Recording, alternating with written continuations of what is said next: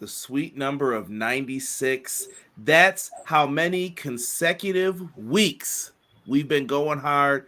It is episode 96 of Clash of the Podcast. I am Conrad Cushman of Everything Pro Wrestling. He is Sean Hubbard of Hubbard Wrestling Weekly. And we are going to bring you Clash of the Podcast. Lots to run down today. AEW Forbidden Door, Money in the Bank preview and predictions. We got Raw. We got stuff happening in WWE to go over. I don't even have pictures for some of the stuff I want to talk about with WWE.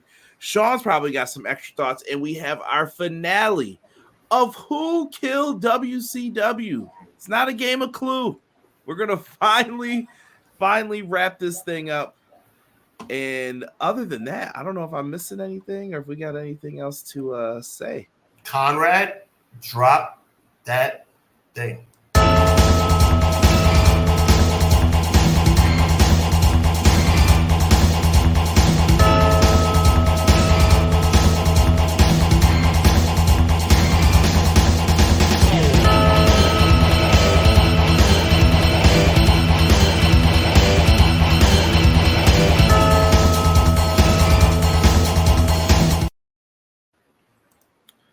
Folks, thank you for joining us once again. Easiest ways to support us on the stream, it's very simple.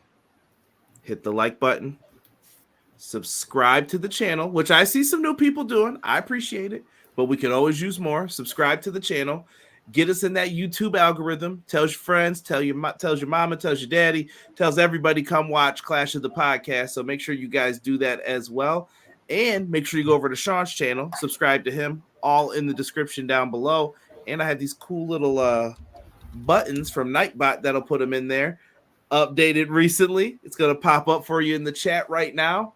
And leave us 5-star reviews on our podcast as well. Helps out, gets us in that algorithm again. I know we pop up with wrestling podcasts, but we'd like to pop up a little bit higher. I know I was ranked around WrestleMania time in Saudi Arabia. Sometimes you get it ranked in Europe. I've been ranked in the U.S. before. It's nice, but I want to climb. I want to be up there with the creme de la creme, we'll say. So get us up there. As you should. Let's get this started right, man. Joel, you get to jump to the top, man, because you dropped a super chat. Also the best way to be heard, if you want your comment guaranteed to be read, put in that super chat. $2 super chat. Joel says, happy Monday. Let's hear about Forbidden Door. Yes. I hear about Forbidden Door, right? Oh, we're going to talk about it. I'm sure Sean's about to do a victory lap on some people on this episode. So brace yourselves. Sean, I'll let you kick off with this one, man. The only Vinny we like in the building. We appreciate you, Vinny. You know what I'm saying? He says, happy Monday, no flag football tonight because I'm sick so bad. Back with the chat tonight to get me through it. God bless y'all as always. God bless you too, Vinny, and I pray healing on you, brother. Get well, Vinny. Get well, man. We got Sir Quills in the house. Met Quills at Dynamite if you follow the IG stories. Definitely got to hang out with him and the crew. Quills says, what up, Conrad, Sean, and chat? Your boy Sir Quills is back again to enjoy two favorite bros, CJ and Hubs, for episode 96, the classic NBA Live 96 edition of Clash of the By God podcast. NBA Live 96 was that game, man. Yeah, Quilly, we appreciate you, and I'm making it a point to come to Buffalo for 3 reasons. I'm going to find my way to Buffalo to get with Conrad, to get with my guy Derek, and to get with you, Quills. I think it would be a pleasure. Good luck finding Derek. I haven't seen Derek in a minute. I talked to him earlier today, but Derek's on the move. He says, Forbidden Door, solid 8.5 out of 10 show, mainly due to Danielson and Takagi, Storm and Shirakawa, the ladder match, OC, ZSJ, we'll get into that return. And, of course, Swerve and Ospreay, very solid pay-per-view. By the way, Conrad was dope chilling with you at AEW Dynamite this past week in Buffalo. It was my first AEW show. It was lit. It felt good to see some live, meaningful, sensible wrestling for a change. I mean, I don't see any lies being told. Clown, what up, man? Afternoon, everyone. Clown, I want to give my extra appreciation, man. Clown is always the first one in the building showing support to Hubbernomics. The aftermath of each Hubbernomics episode has a great deal of views, which I appreciate. But the live chat, I must admit, the live chat is anchored by a clown. Anchored by a clown. Every Hubbonomics episode. I want to say thank you for your support, my G. Appreciate you, clown. You got some good ones coming up. What's in the fold for Hubbonomics while we're talking about it? Well, this coming week we got Hubbonomics Volume 10. I'm really excited about it, and that's going to be me very frankly talking about R-Truth and the way he's been utilized or lack thereof in WWE. It's about time to to stop all the laughter and get serious. It's not his fault. What's up? Going in, Terrell in the house. Me and my sister were in attendance for Forbidden Door. You all saw me standing holding my sign in between matches with Mercedes and Steph. We also met Jade and Bianca here in Brooklyn back on Friday, MSG SmackDown that night. That's what's up, T3C. We appreciate you, man. Yo, shout out to Pro Wrestling right now. $2 million gates in New York. New York kicked out, man. They're saying it ain't just Chicago, man. They want it back. Yep. They want some of that love back, man. So, Hub letting y'all know we were coming in here. Ray Thompson. Ray, appreciate you and your family. Definitely used his picture this week on IG stories as well, just to promote some of the merch that we have in our store. Oh, you have a store as well, don't you? I do have a store, threadless.com, the Hubbard Wrestling Weekly store. You can get this shirt. This shirt is kind of jumping off the shelves a little bit. People really like the Vibe Equals Me t-shirt. Go get you one. A lot of good stuff coming out. So, yeah, I mean, if you want to, we appreciate you. Mike from The Rock. Got to give him a shout out. What's up, Mike? Ray came back and said, looking forward to the Forbidden Door pay-per-view. My power was out, so I didn't get to watch the show, unfortunately. I meant pay-per-view review. All good, brother. We know. XG Dub says hi. XG Dubs, very supportive as well. We appreciate you, XG Dubs. I hope everyone enjoyed Forbidden Door. Got this on while I work on something. Appreciate you. Uh-oh. Vinny said with Roman's return coming soon, Cody's about to learn real quick what it's like to be CM Punk in 2012. I mean, CM Punk. He's not wrong. What happened to CM Punk in 2012 was a disgrace. But what's going to happen to Cody Rhodes in 2024 is something I predicted a long time ago. So, Vinny, thank you for acknowledging the truth. Thank you for acknowledging what I've been saying the entire time. I mean, I don't know. I guess I talk too poorly about WWE. I got to try and go in my bag and think of better things to say about WWE. Because when I say that Cody Rhodes has been an average run-of-the-mill champion, I get flamed for it because, oh, Sean, why are you hating? Nobody's hating, bro. Nobody's hating. Everybody's chanting, we miss Roman. We want Roman because Roman's better. It's not rocket science. So thank you, Vinny. Absence makes the heart grow fonder. Yeah, and those chants ain't for no reason. Well, the heart grew fonder in about 2 weeks.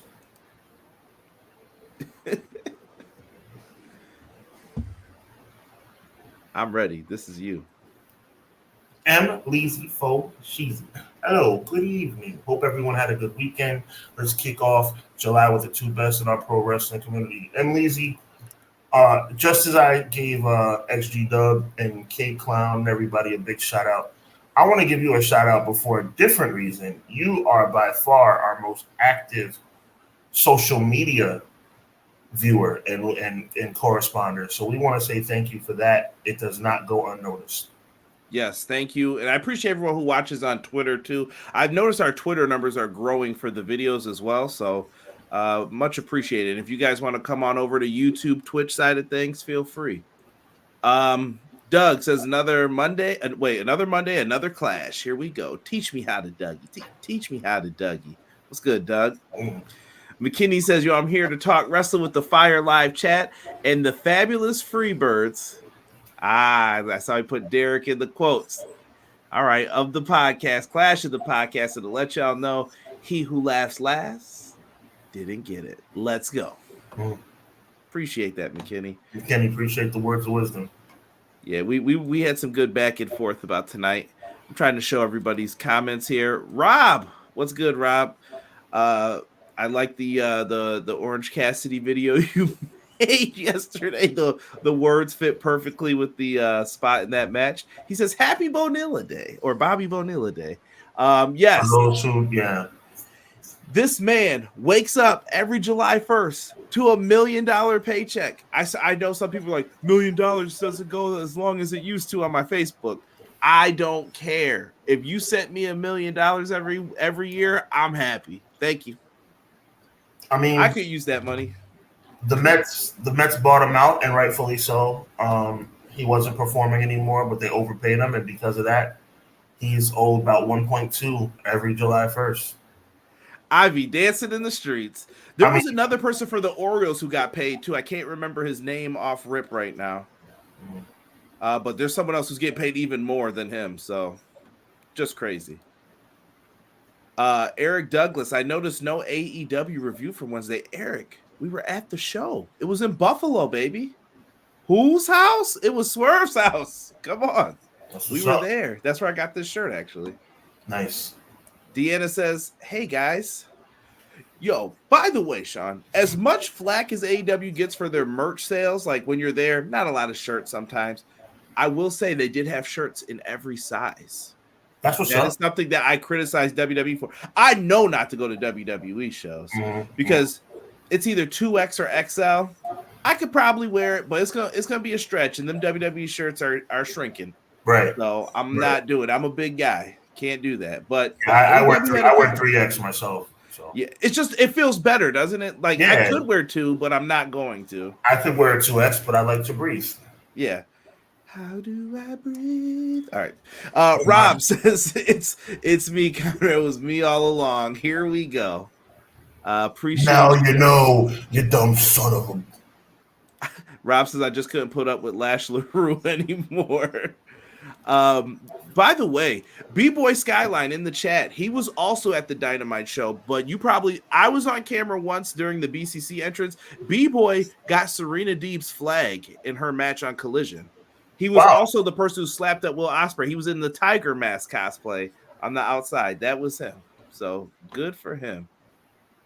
Let's see here. Pro Wrestler Shoe says, what's good? God is good. It's been a great day, and I just finished with the biggest project I've ever done. Hope all is well with you guys. Hope all's well with you too, Jess. We appreciate you, and I'll see you Saturday. Thanks again. Yes. Matt also says, pretty awesome January 5th, Wrestle Dynasty, AEW, ROH, CMLL, Stardom, and New Japan. It'll be a fun weekend. Most definitely. Yes, sir. Most definitely. I'm just trying to see if we've missed anybody who came in here at the last second. Joel saying he wears XL. Listen, Team Big can't be wearing them XLs. I can't tell you the last time I wore an XL shirt on the real. He said I'm a fatty. Yo, what? Joe Compton, what's good, Joe? Everything Pro Wrestling. I hope you're having a great day, bro. Thank you, Joe. I know you came over from the Pro Wrestling Shoot side of things. By the way, here's their link. They usually do streams on Tuesdays, showing you some love. That's gonna pop up now. M. Lizzie says he prefers double XL. Look at everybody. Let's get into this, Sean. Let's talk some pro wrestling here, man. Absolutely. First, I'm going to dedicate tonight's show to Roman Reigns' father, Sika. Legendary, if you guys don't know, the Wild Samoans in the WWF, and I know there was an extra W in there for you younger fans. They are a classic tag team. They were a tag team I heard a lot of people in my family talk about when I was growing up. Like, they're the baddest tag team you've ever seen, man. You got to make sure you check them out. The Wild Samoans were something else. And Roman Reigns has suffered a lot of loss in his family. I know his brother had passed as well, and his father. So I want to extend my condolences on behalf of myself, Sean as well, the chat, to the family. I mean, there's no question that it's a loss.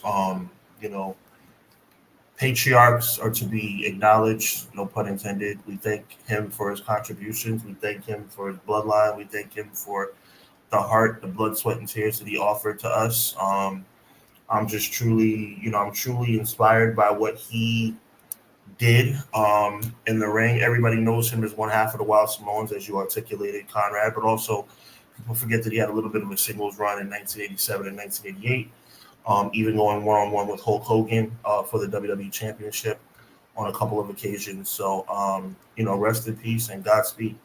Yeah, Saturday night's main event, right? That's right. Yep.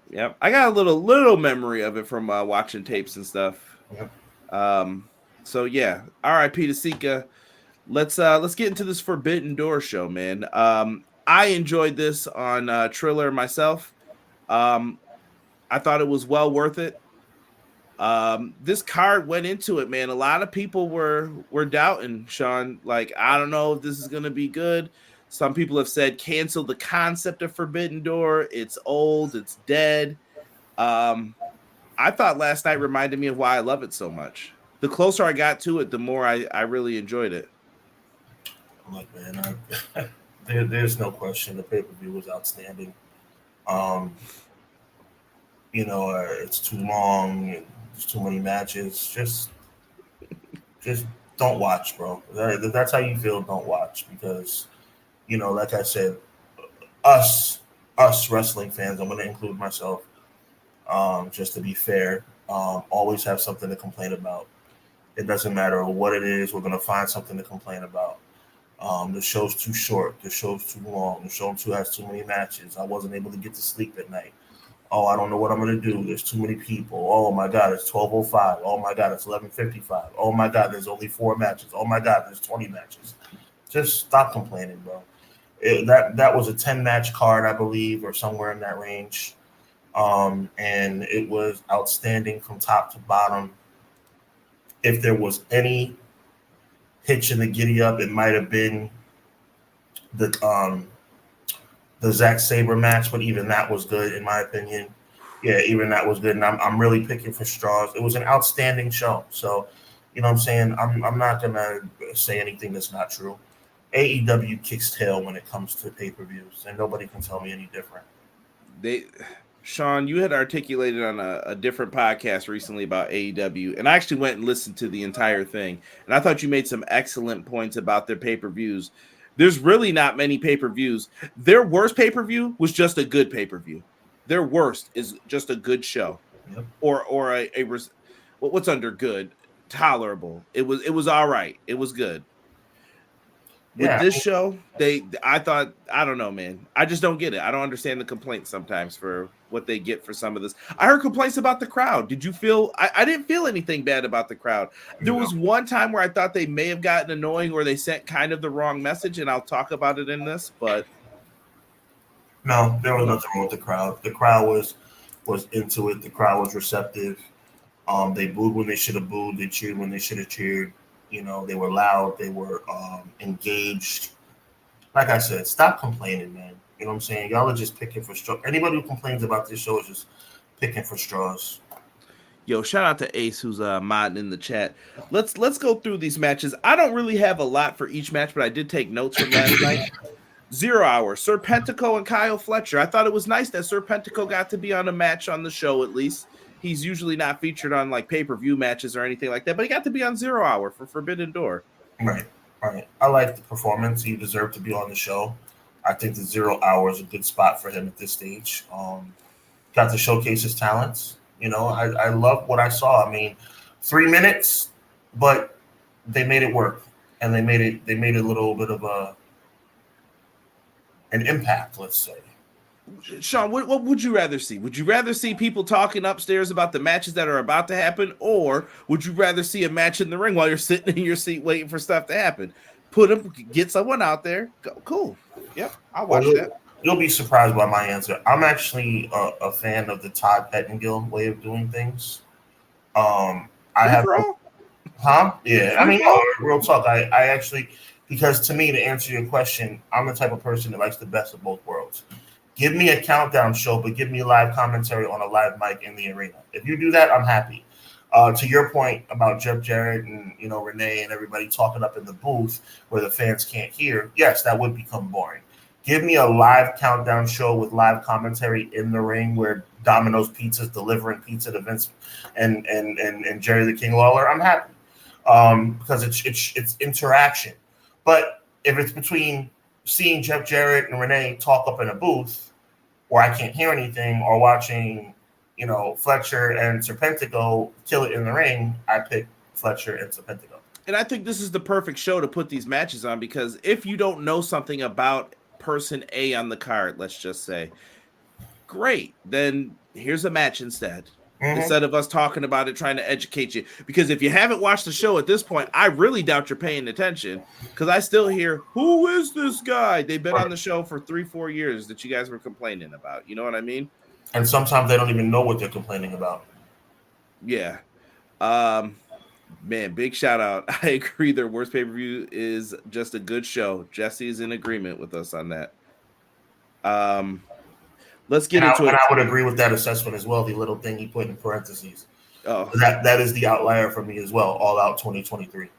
You know what? I don't think that show's bad. I think people gas it up because of the Punk situation. I really do. Like, I go back and I'm like, you guys, it was the people who were happy Punk was gone, so they were like, nah, this show's amazing. And I'm like, it was okay. Right. Let's get into the next match. We had opened up here with a 4-way, at least for the graphics that we have. You had House of Black, Tomohiro Ishii, Kyle O'Reilly, Gabe Kidd, Roderick Strong, and Private Party. I like it. I think that I think the right team won. I would love to know where King and Black go from here, but I think the right team won. I mean, Roderick Strong, a little bit of a fall from grace for him, for being the former champ and now down on the 0 hour. As we were talking about with Fletcher and Serpentico, they belong on the 0 hour to showcase. Being a semi-main event and then falling to the 0 hour does kind of leave a little bit to be desired. But I think everybody put on. And I say let's give Private Party a chance to shine again. It's been a long time since we've seen them in a main event slot or in a main role in the tag team division. I'm going to say something right now. I think that we should focus on rebuilding that tag division next. While we're talking about House of Black, Kings of the Black Throne, put them in that tag division. Put Private Party in there. Let's see some new champions. Like, let's mix this up and really do this thing. FTR's out right now. For how long, we don't know. What else are you going to do in some of these situations and spots? I'm even one to say, let's put Kyle O'Reilly and Roderick Strong as a team. Add some teams in there that are going to do something. Go get Motor City Machine Guns. There's free agents out there for you to get, and I would love to see some of these teams work together. I'm just going to put it out there. Undisputed. That's undisputed. It's the music, baby. It's the music. Sure Yo, shout out to Delayed Grats in the chat. I see you. Let's get to Willow Nightingale, Tam Nakano, and Chris Statlander and Momo Wanatabe. This was a banger. If you have never seen Stardom matches, this was fun. Tam Nakano and Momo are like two of the best over there that people have been raving about for years. Willow Nightingale and Chris Statlander are in a feud. Willow and Tam Nakano get the win here. I thought it was the right move. No complaints from me. I've said it before. I'll say it again. I think Willow Nightingale, outside of Toni Storm, is the best female professional wrestler in the industry today. I've said it. I'm standing by that. I think AEW currently employs 2 of 2, the number 1 and number 2 female competitors in the entire industry, and I'm including everyone. I don't care who you are. I don't care what organization you come from.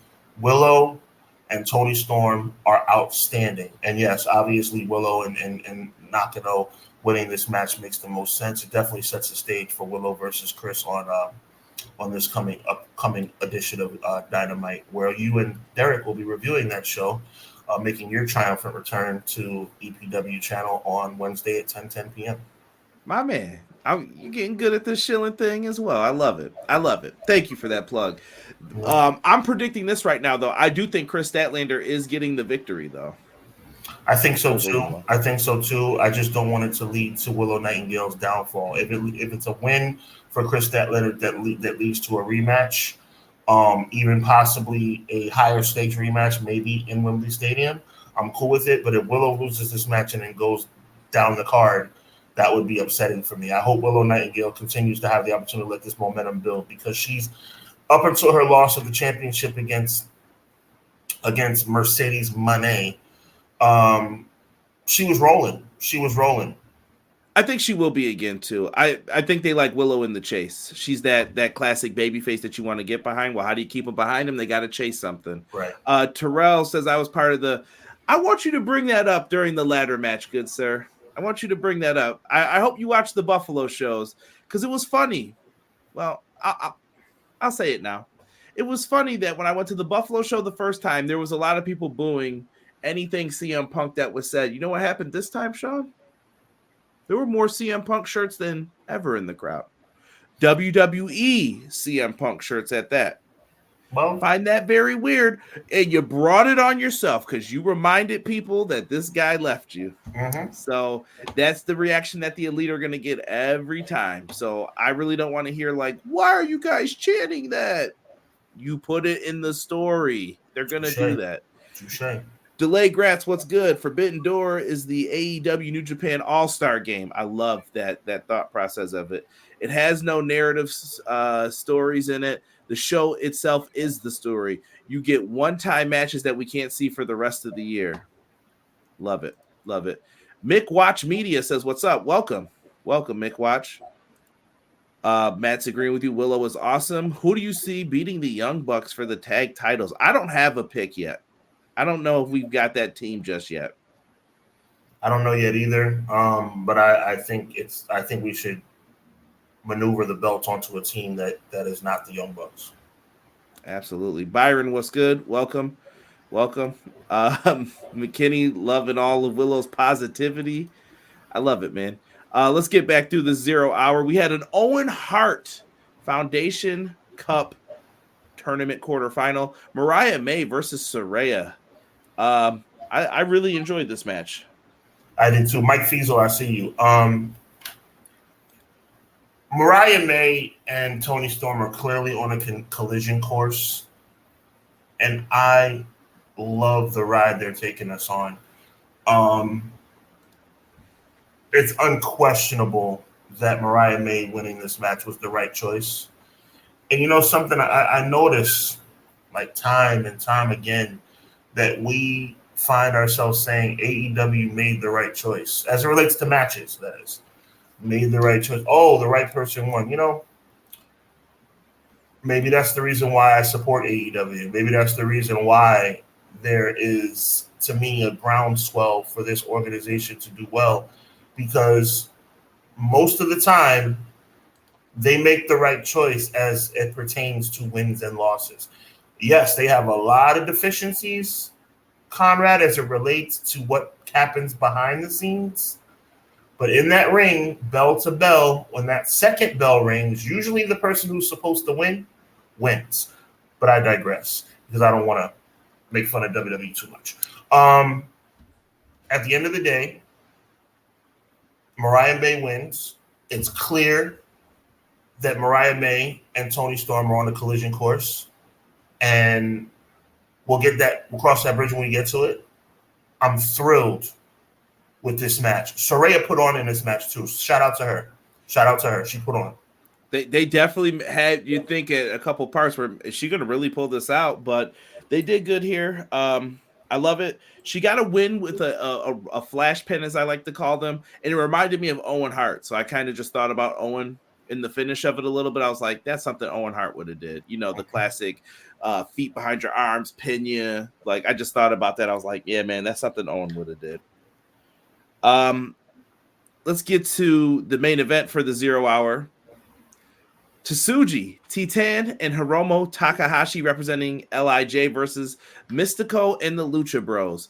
If you don't know, this is definitely like something crazy happening here because you had guys who used to work AAA with CMLL guys. It sounds like the Lucha Bros might not be working with AAA. I can't get into the politics behind it, but it didn't matter. This match was awesome. Even though we probably knew from get-go who was going over here, Mystico don't lose no matches, y'all. I'm just trying to tell you, there's certain dudes in Mexico, this is old school to them. They don't play that. Like, no, I'm not losing. You saw he's won his last 39 singles matches. Imagine when's the last time he lost a match. So brother was out here doing work. It was a fun match. The right team went over again, like you said.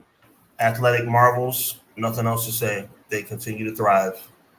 Yeah, and you know what? Shout out to Sin Hunico as well. Just got to give my guy a shout out for I know he used to play the Sin Cara character, but this is someone different now underneath that mask. I know a bunch of people ask, and then we get to the main card. Sean, you said it before, bro. This show is stacked. Your expert analysis, I loved it, bro. I loved it hearing Sean just talk about this. Like, are you serious right now? Sean went match by match by match. It was like, is this gonna suck? Who's saying this show's gonna be bad? Who's saying this? And I was just like, he pontificated each point. Word of the day for you guys. Pontificate. Each point, he was just like match by match. And then when they were adding matches, I'm like, Sean's right again. Yep, he's gonna say that too. And I was like, it just fits, man. It just works. When I started my soliloquy last week, as it relates to this pay-per-view, I just wanted somebody to prove me wrong. If you can legitimately show me a match on here that doesn't need to be here without being,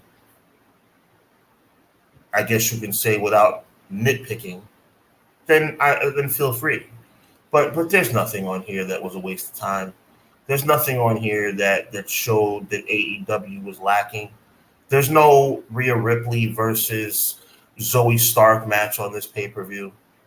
So for me, again, what could you possibly complain about? MJF was in the opening match, and it was a banger. And it makes sense. Sean, what does MJF complain about every year? I don't know who these New Japan guys are. He wants to get in and get out. You give him a match. He goes in. The people pop for him. He's the hometown hero. And then he got up out of there. It works. It works with what the character has said in the past. It's fine. He doesn't have to be the main event. If people would stop sitting up here comparing AEW to WCW, then this company would be better off. Okay, I don't care if it's on TNT. I don't care if it's on prime time. I don't care if Tony Schiavone is on the commentary team. This is not WCW. You're watching on AEW television every Wednesday and Saturday night, and you're watching on pay-per-views some of the finest practitioners in the world of professional wrestling every single week. AEW has given you a plethora of grapplers that bring forth a top-tier product from bell to bell every single week, without question. On Sunday night, you saw, I'm guesstimating here, that's not a word, but I'm making it up. I'm guesstimating. You saw 10 of the top 20 professional wrestlers in the world on this pay-per-view. You're welcome.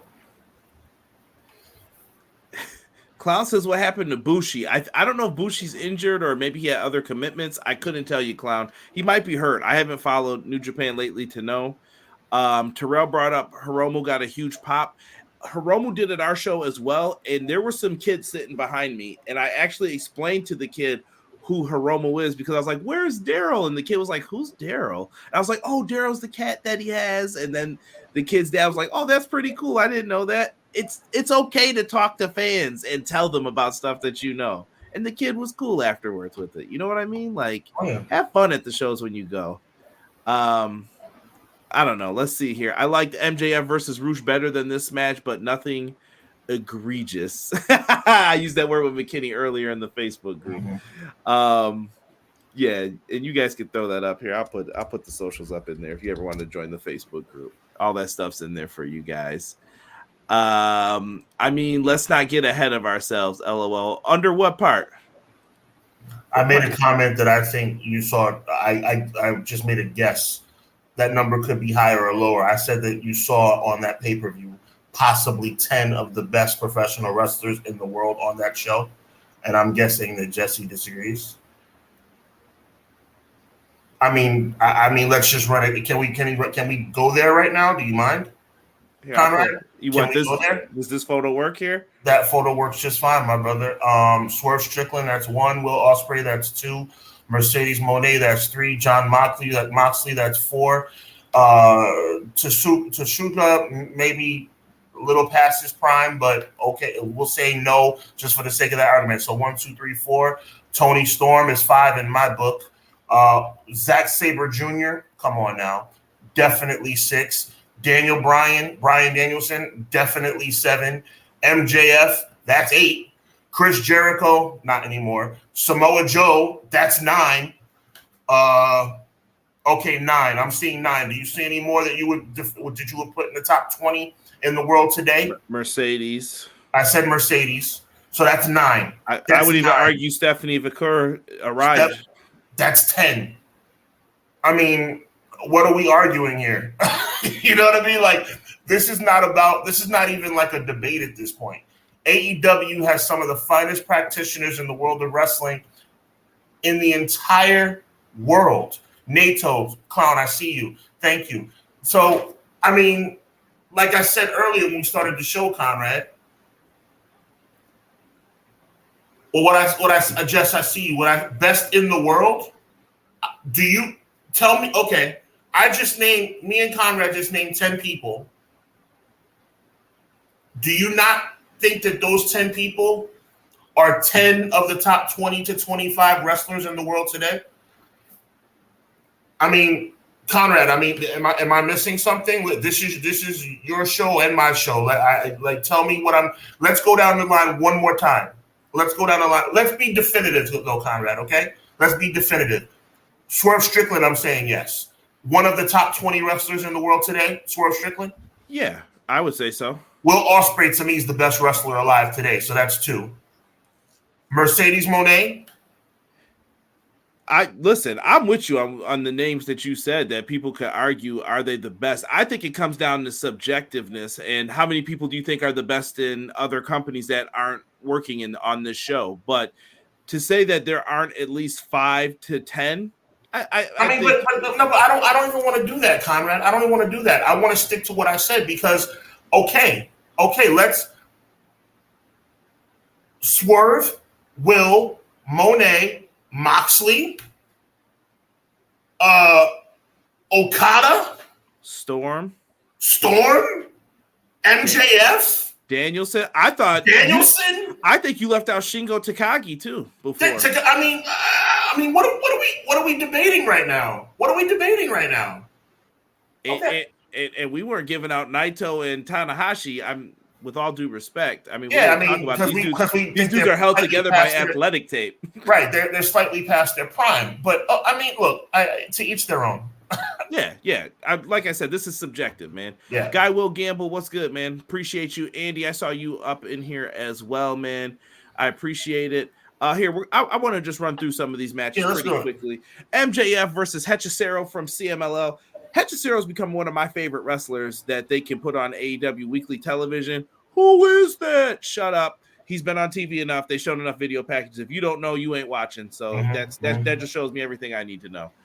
MJF, I thought, delivered here. It was a fine match. It just shows MJF can work with anybody. He did a very good job. And how do you feel MJF's new finisher, the Brainbuster, lately? That's another match where he won with it. Yeah, it's cool. Or do you think people are people uncomfortable taking the heat seeker? I think that's what it is. I think that's what it is. Yeah, because if you don't know what you're doing, you might spike yourself. Same thing with the curb stop a few years ago.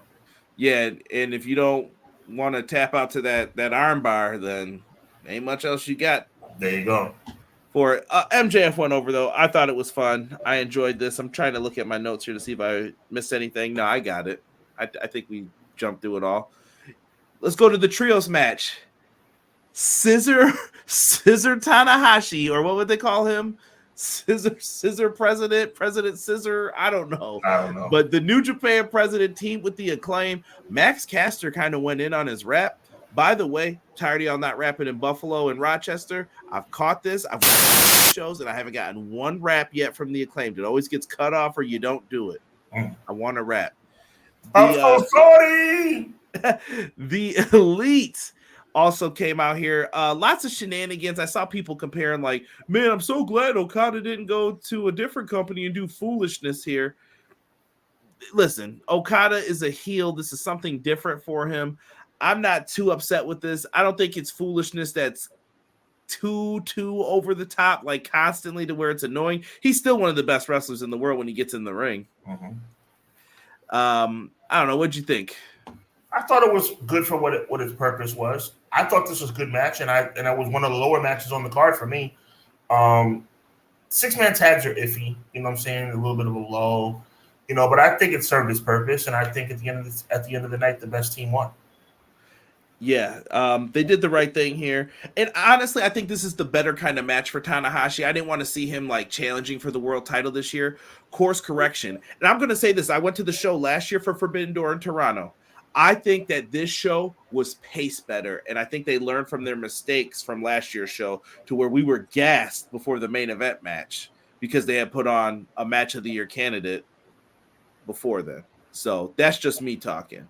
Right. But that's how I was feeling about it. And I think it was in the EPW Awards that you guys voted for that match as match of the year. So listen, I can't be upset with it. Did the right thing here. Lots of CM Punk chants during this. Like I said, it's self-inflicted. The Elite are going to do that to themselves. I know people were chanting all that mess at CM Punk too, but who's laughing? You know what I'm saying? So laughing to the bank. Yeah. Yeah, fun match. Rainmaker on Tanahashi, something we've heard many of times. Okada gets the win. And shout out to Tanahashi, too, because he could be petty and be like, well, I'm the president now. I need to go over. He doesn't do that. He's like, yeah, sure, go ahead. We owe it to you. Appreciate you.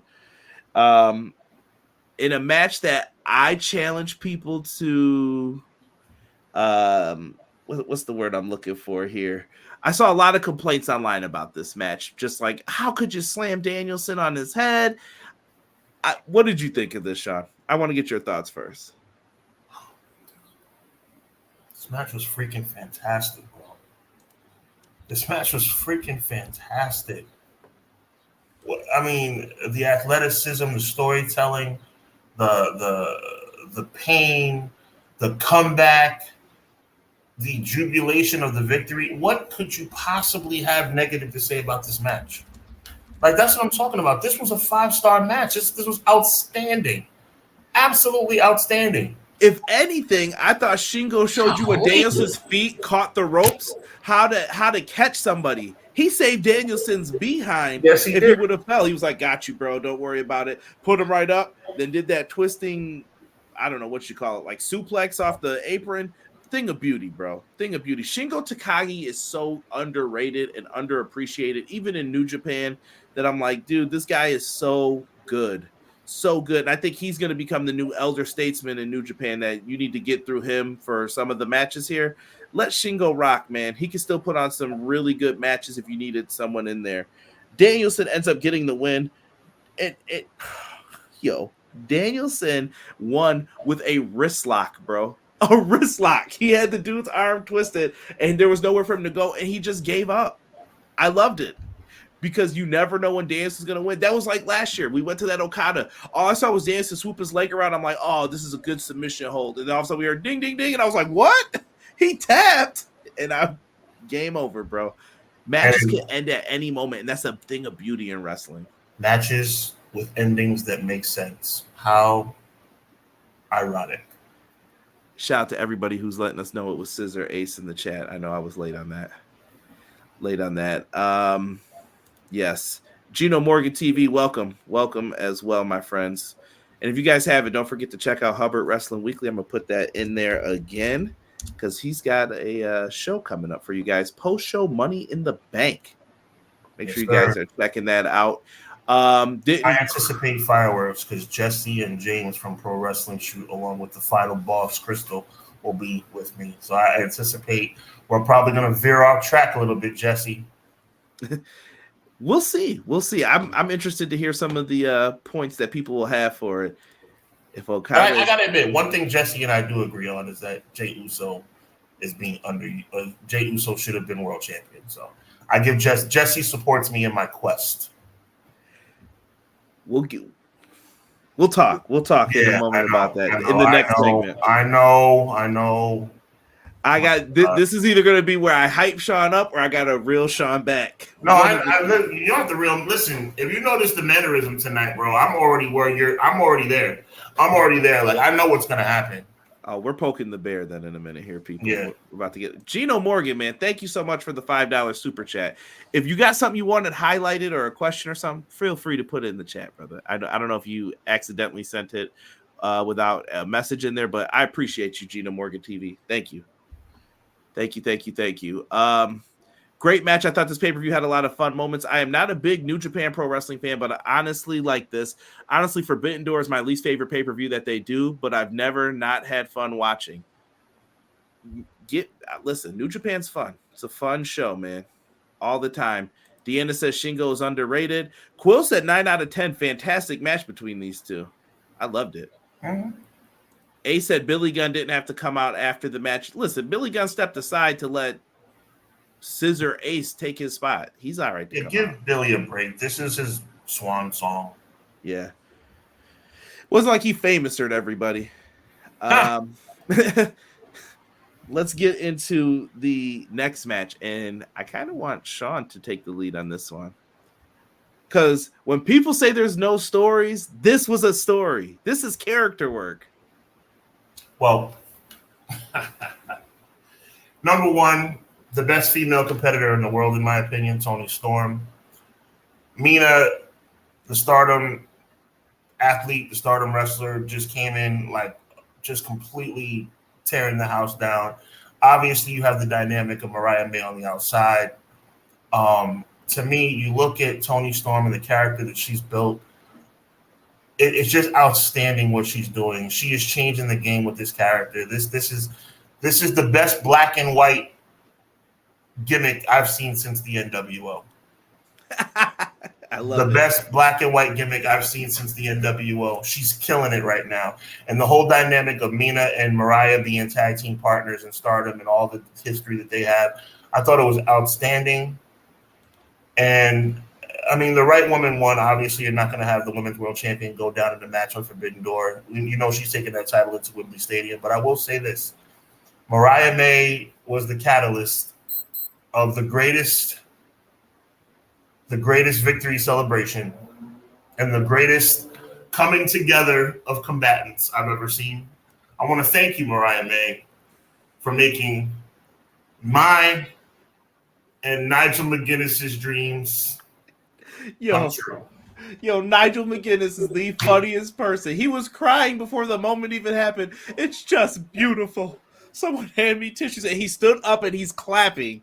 And then, so I don't know if you've even said what the finish was for this, but they came in, they built it up.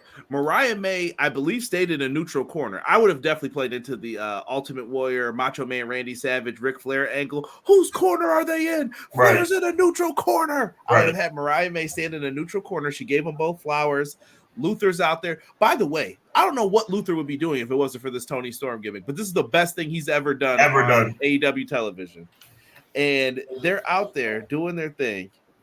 Toni Storm gets the win with the Storm Zero pile driver. Toni Storm, I'm ready to crown as the best AEW women's champion in the company's history. I just feel that that's just the thing. Like, you have to say she's probably been their best champ. I'm so sick, Conrad. I'm so sick of people like you and me having to like literally bite our tongues when we say that somebody like Toni Storm is the best in the world, because it's almost like, oh, we can't say that she's the best in the world. She's better than everybody in the industry who's a female wrestler right now. I'm tired of, let me remain calm. I'm tired. No, I want this. Tired. I'm pressing play right now. I'm sick and tired of people like you and I having to pull back on saying that Toni Storm is the best in the world. Why? Because she works for AEW? Do we have to say that Becky Lynch is the best in the world? Do we have to say that Bianca Belair, as much as I love her, is the best in the world? Do we have to say that somebody who works for World Wrestling Entertainment is the best in the world? I'm not doing it. I'm not gonna de facto just say that somebody else is the best in the world. Toni Storm is the best female wrestler of 2024. And I'm tired of people like you and me having to walk and tread lightly by saying that. No, I'm saying it. Prove me wrong. She's the best in the world right now. Period. If I had a CM Punk button that I could press, I would definitely just play "Look in My Eyes." Yeah, no, she's crushing it, hands down. Quills even gives his assessment of the match. He said 8 out of 10, good, compelling match between the two. Nigel playing Tony Simp is hilarious. Nigel was feeling. Listen, so we got a triple kiss afterwards, and the crowd went nuts for it. Nigel's crying over there, acting a fool. It was just hilarity at its best. Dude, they even did an after match segment. So you see Mariah May walking in between both of them, hands on the lower back, and then Tony's like, "What are you doing following us back here?" Blah, blah, blah. And I was like, as soon as they walk away, I'm like, they're going to have to do the she taps them on the butt. Absolutely. What does she do at 14 seconds into the 20-second clip? Boop, hits it. It's comedy at its best. That's what they are doing each and every time with this. And you would have thought they would have all gotten into a fight, broken up. They're trying to tell a story here with it. And if you don't see that, I don't know what to tell you. And I've been saying it for weeks. If you watch my Dynamite streams, you could be in the chat and you could tell them I'm not lying. I've been saying this for a long time. The women's division is the best thing in AEW right now. Period. Putting money on it. McKinney says Tony and Mina was better than Monet. You know what? I have an argument to that, though. I don't think it was the better wrestling match per se, but I will say that it's the bigger story. The bigger story. And that's fine for both. You could both be something different, which is great. The ladies put on this pay-per-view, though. He said, great job, ladies. So, yeah, McKinney's showing love, though. Who better than Tony? Overall, she's killing it, Hub. Shout out to E. He's agreeing with you. What up, E? I see you. Tony does fantastic character work and is a very good wrestler, Deanna says. Her character is the best in the world, Mike says.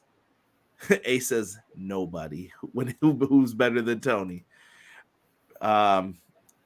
E is saying Becky is mad, inconsistent. She's away right now, so I won't stomp her out right now. Yeah, right now she's being a mom, so we'll let her live. Let's go on to the next match, which I think this is a match of taste. If you like technical wrestling, this is probably going to be your jam. Zack Sabre Jr. is probably the best technical wrestler since Bryan Danielson. When he, hold on, dude, this match was right there. I know some people have mentioned they feel like Orange Cassidy fatigue, but Orange Cassidy is still one of the most popular wrestlers on the AEW roster. Whether people want to believe it or not, top YouTube searches, go look it up. It's Orange Cassidy. People are enamored with the character. You could easily dress up like the character. It makes sense. He's the chill guy who can actually wrestle. This match was good. By the way, I don't even want to humble brag right now. Rob will tell you I went 15 for 15 on all my picks for this show. Like, I got all of them right. And I thought they made the right call here with Zack Sabre Jr. getting the win. He folded Orange Cassidy up like a pretzel. A pretzel. It was like, oh, you think you're about to go somewhere? He tried to stretch his legs. Nope. And then this isn't like I have to tap out. They were making people say, like, I quit. I'm done. Ring the bell, please. It was a thing of beauty. I love this. Mousetrap got reversed, too, if you're wondering how he got into that position. The best technical wrestler in the world today. Do you think? Did you think that my putting my hands in the air was because I disagreed with you, Conrad? No, it's not because I disagree with you. It's because I don't understand why this is still a debate. I don't let me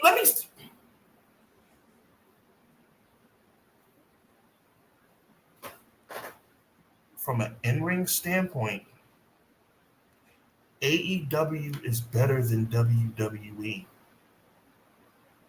It's not even close. I was gonna say, who's saying that? That's not. I get it all the time in my social media, bro. All the time. Yo, you hate WWE. Why are you hating on WWE? It's the best. It's the best. It's the best. Shut up. Do you watch the freaking product? Look at the product. Zack Sabre Jr. is one of the best wrestlers alive. Anybody? You think anybody in WWE can mess with Zack Sabre Jr.? Nobody. Nobody. Who's my favorite professional wrestler in the world of World Wrestling Entertainment? I'm asking you a question. Triple H. No, I'm just kidding. I had to do the Eugene one time. I don't know. I could make an argument for a couple people for you. I don't know. You don't overthink it. Who's my favorite wrestler in WWE? Cody. I can't. See, this is the reason why. Jey Uso. Thank you. Jey Uso can't touch some of these guys in AEW. Can't touch them. They do different Jey Uso things. is awesome because he's awesome. He has a package. Pause. He has a in-ring. Yeah, pause. He has a presence. He has an entrance, and he's pretty good in the ring. From an in-ring standpoint, nobody's touching WWE. I mean, nobody's touching, AEW. Nobody. AEW is killing it right now from an in-ring standpoint. It's not even, it's not even close. It's not even close. So when you say Zack Sabre Jr. is the best technical wrestler alive today, it's just another example of why I don't understand why people continue to crap all over this product. Do you know how many times I hear AEW sucks? What sucks about it? What sucks about it? Tell me what sucks about it. Tell me what sucks about All Elite Wrestling. Sean, what if I told you people are going to tell you to say it sucks? If you want stuff from other people. I've mentioned it before. I'm not going to keep saying this stuff. There are certain people who don't want them to do certain things. Ridiculous. And somebody said they weren't going to watch the pay-per-view. I'll let you figure out who it was on social media, popular person who talks wrestling. They said, I'm not going to watch this show. But then they proceeded to tweet clips about everything that they didn't like about the show. And I'm like, are you watching? You're watching. You have to be watching the show, right? We got a super chat here. This did not pop up. $2 super chat. Sean, give me 5 reasons AEW is so great. I don't need to give you 5 reasons AEW is so great. I can give you 1 reason. It has the best in-ring action in the United States of America. There you go. That's enough. Rob, get out of here. You only went 15 for 15 because AEW is predictable. Nobody thought that Ospreay versus Strickland was predictable. I know, but I know. Rob was just having fun with us. I know. Yeah, he was actually watching the show with me yesterday. Big shout out to E. He gets it. And then Guy Will Gamble paused this again. But then A said play. I like it. Yeah, Sean, you're on point, man, when it comes to this. Honestly, Zack Sabre Jr., he was in the Cruiserweight Classic for a reason. Kota Ibushi was in the Cruiserweight Classic for a reason. WWE, Triple H wanted them. You know what they thought of? Foresight. What's going to happen? What happens to everyone else when they go to that main roster and they get gobbled up by Gomez and his creative? Right, exactly. They were out. They were like, nah, I'm out. Peace, bro. And by the way, before everybody comes after me, Jey Uso's my guy. But Jey Uso will always be my guy. The thing is, I check off boxes. But what's the one box that I always say Jey Uso doesn't check? He's not an in-ring technician. I never said he was. I never said Jey Uso was an in-ring technician. He checks all the other boxes, which is why he should be world champion and why Triple H is an idiot. But I shouldn't have said he was an idiot, right? Moron's better. So at the end of the day, all I'm saying is Jey Uso checks off all the other boxes. But Jey Uso nor anybody in the that's a good question. Who in WWE can compete in ring with AEW talent? CM Punk can. Yeah, he's been over there. I think Cody can too with the right person and him going at it. I think Cody gets a boost, we'll say. I feel like Roman would have some interesting matchups in there. Oh, Roman would be interesting, but he wouldn't be technically sound. We're talking just technically. We're talking about I said, for the record, Conrad, I'm going on it one more time. AEW has the best in-ring technicians in the world today. That's what I said. Here, let me run through this. Yeah, I'll say Ilya Dragunov. I would argue Seth Rollins. Yeah. By the way, that's like 4. Yeah. Listen, here's what I'll say for WWE. That's like 4. I'm gonna stick up for WWE here though too. WWE does something better than AEW than AEW does. They have better camera angles.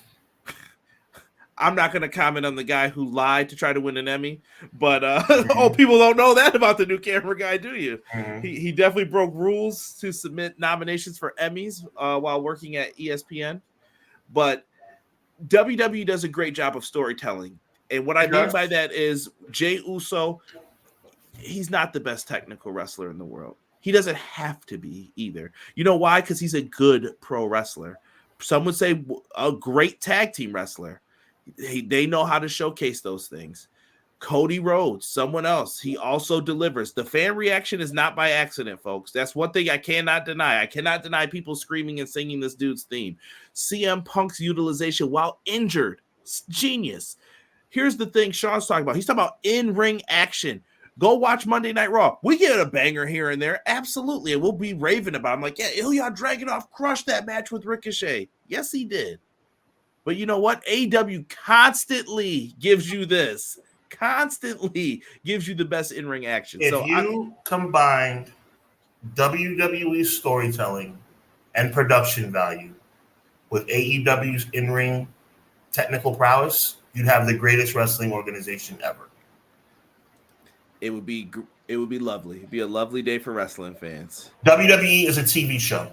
AEW is a wrestling program. That's fair. Yeah. AEW sucks. Where's the story? Easy, please. Oh, you got to see the next. He's being sarcastic. Oh, you're messing with me because Easy knows how to push my buttons. No, because we get that. Me and him hear that a lot. Where's the story? I got you. That's why me and E are the ones who, and I think Matt Lopez, I've seen him say it too, where they constantly bring up, didn't y'all ask for video packages? You see Deanna's comment, and that's going to be the skip, and we should move on and talk about the next segment from right here after we finish this breakdown. That's the bottom line. I just said, and you agreed, Conrad, that if WWE storytelling and production value was combined with AEW's in-ring action, it would be the best company in the world. And Deanna said, and people would still complain. That's the problem. People always find something. Now, let's check this out. McKinney says, these are the wrestlers that can compete on an AEW level as far as in-ring talent. I'm going to say yes and no down the line. Seth, yes. Cody, I'm saying no. Ija, yes. Gunther, 100%. Randy, yes. Sammy, I guess. KO, yes. All of the Latino World Order, don't know about that. Mello, probably. Gable, Punk, Drew, and Kofi. That's 1, 2, 3, 4, 5, 6, 7, 8, 9, 10. 10, 11 people. AEW is chock full of – AEW is from top to bottom pro wrestlers. The problem is character development. Now, for me, you complain about Chris Jericho. Clearly, Chris Jericho's – nobody's saying Chris Jericho's not over the hill. But Chris Jericho's gimmick with the learning tree, that is storytelling. And it's fun. Did you hear the reaction Chris Jericho got last night? Yeah. It was outstanding. But everybody, I can't stand Chris Jericho. Chris Jericho's so annoying. Why is he still here? I am on that team for the record. But not why is he here, but I am not a big fan of the gimmick. But I will say this, it's 50-50 though. Some people absolutely love it like Sean, and there are other people who are like, dude, if you don't end this segment right now. Hi guys, if you still, first off, we didn't see all these things that he did on Collision. Like they didn't show us all of the things they taped. If you steal athletic tape, then you hide it in your bag. You won't have to pay for it later on if you steal it from the local arena. Awesome. That's awesome. Well, if any hockey players are missing their athletic tape, Brian Keith has it, just so you're aware. I know that it was for the segment, but that's what they ended up doing with it. Jericho is basically miming everything that people say about him. That is what the gimmick is. He is har. Yeah, I'm the greatest, and I will tell you how to be the greatest as well. Oh, you're doing that wrong. Quick question. Do you think Cody Rhodes is a technical marvel in the ring? No, not a marvel. Thank you. I think Cody Rhodes is very serviceable. He's not great. He's good. He's not great. I think he's someone, if you put him in there with anyone, he can adapt to their style and what they're going to do. And that's fair. That's fair, but he's not a Marvel. There's at least 10 guys that are Marvels. AJ Styles would kill it 100%, even at his advanced age. You know who else would too, despite his misuse? Nakamura. Nakamura's another. Well, Nakamura, you forget how good he is because WWE has messed him up so much. Right. And Rob is bringing up pro wrestling is subjective. That is 1,000% true. That's something that when we get into these conversations, you have to remind yourself of. Speaking of Jericho, that was the next match actually. I know that's why I said what I said. I got you, brother. I got transition. So listen, I'm on top of this thing for you, brother. What'd you think of this one? I loved it. Hook gets the win with the Judas effect. Yeah, I mean that's good storytelling right there. It's going to obviously set up an FTW match. Looked brutal too. I loved it, man. I loved it. The young guy won because Jericho never puts anybody over. No, he puts a lot of people over. That's never been my issue with him. I know. No, I didn't. I'm not talking about you, Conrad. See, I'm talking about people who don't make sense. You make sense. You speak things based on experience and viewing the product. There are people that just say things, just say them. Like, Chris Jericho sucks. Why? Because he sucks. So to me, that's no merit in that. But 100%, the 6-man. That was a beautifully done 6-man tag from a storyline perspective. Right. Facts, Jocelyn. Pure facts. Yes. Welcome, Jocelyn. I don't know if I've missed anyone who has popped in here, but keep the comments coming. I love it, man. I'm trying to chill tonight, bro. Hold on. McKinney said when I say the Latinos, nah, player. You got to lump everyone into that. I'm talking about DJ Zima Ion. You guys know who I'm talking about. Yeah, you can't pick and choose. Yeah, that's everybody that goes in there. Yeah, if you notice, Conrad, you know me very well. I'm trying to hold back, bro. I'm trying to maintain my composure because I allegedly hate WWE, and I'm a hater of WWE. So I'm trying to chill. I am too. What are you talking about? We're locked up together in that jail cell. So I'm, that was a fun trios, but I wanted Joe and Cobb one-on-one. I think we're still going to get that because Jeff Cobb was really trying to get someone to challenge him for his television title because he's Jeff Cobb and he's that dude. I will say this about AEW: too many belts. Well, that wasn't his champion. Well, I'm all for combining the belts. I think if Hook gets back the FTW title, I would like for Hook to retire it and put it away, and I would like to see some combination of some of the other belts. But that's just me, right? Same with the trios belts. I think the trios belt should be the belts that can go back and forth on the shows. Let me see here. Hook still owes Jericho for what he cracked him with that bat. That is true, Rob. That is true. Hook pinned Jericho with his own finishing move. I loved it. I would have rather seen Joe and Jeff heads up for the TV title. We'll see. That might be a match we get down the line. Quills is giving the 7.5. He thought that it was Jericho getting hit with the Judas effect was poetic justice. I feel you on that. Let's get into this TNT match. Where is the right guy won? I'm starting off right there. The right guy won. Yeah, this was who I had a soft spot in my heart though for Konosuke Takeshita. I thought he did a fantastic job. Did you see Justin Roberts' camera angle of the slow motion Blue Thunder Bomb through the table? That table exploded like someone was playing SmackDown versus Raw 2011. The physics on the table, it was perfect. ELP did a good job, I thought, in this match. I saw people trying to say he copied Logan Paul's matches, and I was like, where is this coming from? Like, I think they just took frames of stuff that he did, and I'm like, I don't know, man. I don't know where the hatred sometimes for some of the stuff is ridiculous. Dante Martin and Leo Rush were great in this. Leo Rush playing cat and mouse with anybody who he could, and Mark Briscoe being the crazy Terry Funk Cactus Jack in the match. It was great. Jack Perry wins. Can you pull that graphic up one more time for me, please? Yeah. And I want you to answer this question. Are we looking at 6 for 6 as it relates to technical savvy in the ring? Maybe Mark Briscoe's a little bit more of a brawler, but at least 5 out of 6 are technical marvels, you would say, right? Oh yeah, all these guys could put on a banger within the drop of a hat. All I wanted to know. Yeah, Jack Perry gets the win. The Elite all have gold right now, so that's going to strengthen their storyline for whatever they're trying to do. I saw people calling their storyline like a fake bloodline storyline, kind of. I think it's more like an evolution kind of vibe. Yeah. Going back into this, let's jump into the next match. Perry won. Yippee skippy. Mercedes Moné and Stephanie Vaquer, title for title here. This is the only part where I question what happened with the crowd here, Sean. And you're a New York guy, so maybe you could tell me how you felt about it. Where are you from? You're from the city, bro. You're from New York, bro. I go to Toronto shows. All right, listen, just cut me a break here. All right, I'm giving you the credit as you live in the better wrestling city. I'm good enough to admit that. Right. So when it comes down to this, and that goes to Terrell, E, and all them too, who were probably at the show. When you go in and you watch this match, why were fans chanting for the Celtics and the Red Sox? Was this shots at Mercedes? People turned on Mercedes like in the midst of this. I think AEW, I think Tony's going to hear this and say, we got to switch this up. But how did you feel about this? I think you're overthinking it, my brother. I think you hit the nail on the head right out the gate. Don't think anything else than what your original thought was, which is 100%. Mercedes Moné is a Bostonian. Mercedes Moné was sitting courtside at the Boston Celtic games, and they were in New York, and they have no love for Boston. That's exactly New York fans. I'm a New York fan. I have no love for Boston. I respect Boston basketball for their lineage, but Mercedes was sitting courtside. She wears Boston on her sleeve. That's what that was about. You're hitting that right on the head. Yeah, and I totally agree with the Red Sox one, for sure. Yeah. As a baseball guy, I totally agree with that.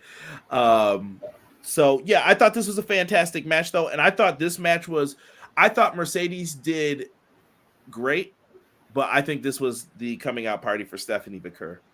She's someone who I want on my roster. I don't care if I work for WWE, MLW, Impact. I want her in my arena wrestling.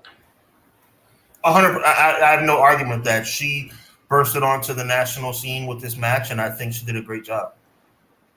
Yeah.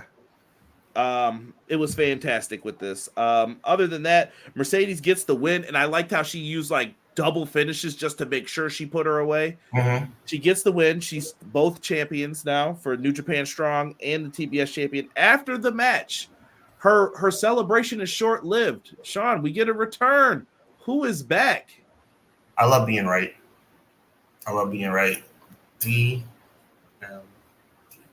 Yeah, I mean, she's back. It's long overdue. I was kind of hoping for Jamie Hayter, but I'll take what I can get. Hey, dub's a dub, right? Yeah, no doubt. I mean, she's a pillar of AEW, you know what I'm saying? And she's been gone for a while. She looked like she was in tremendous shape, too.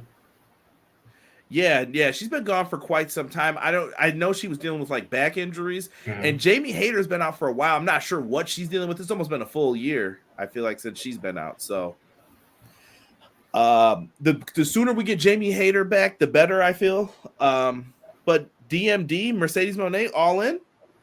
I think so. I think it's 100%. I think it's a lock, as a matter of fact, bro. Yeah.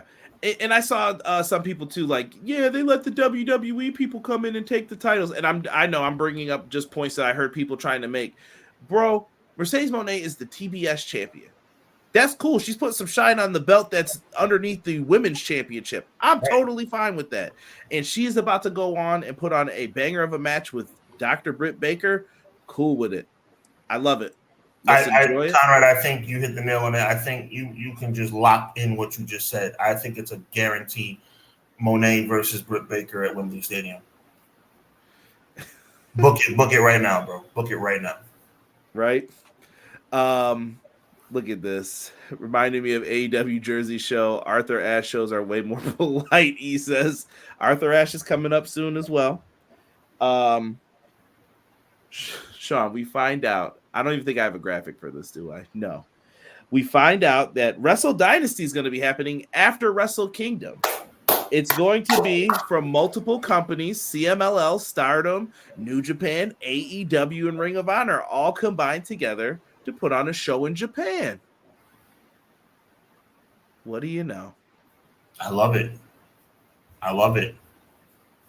That's great. I like it. Couldn't be mad at any of this. People are saying welcome back.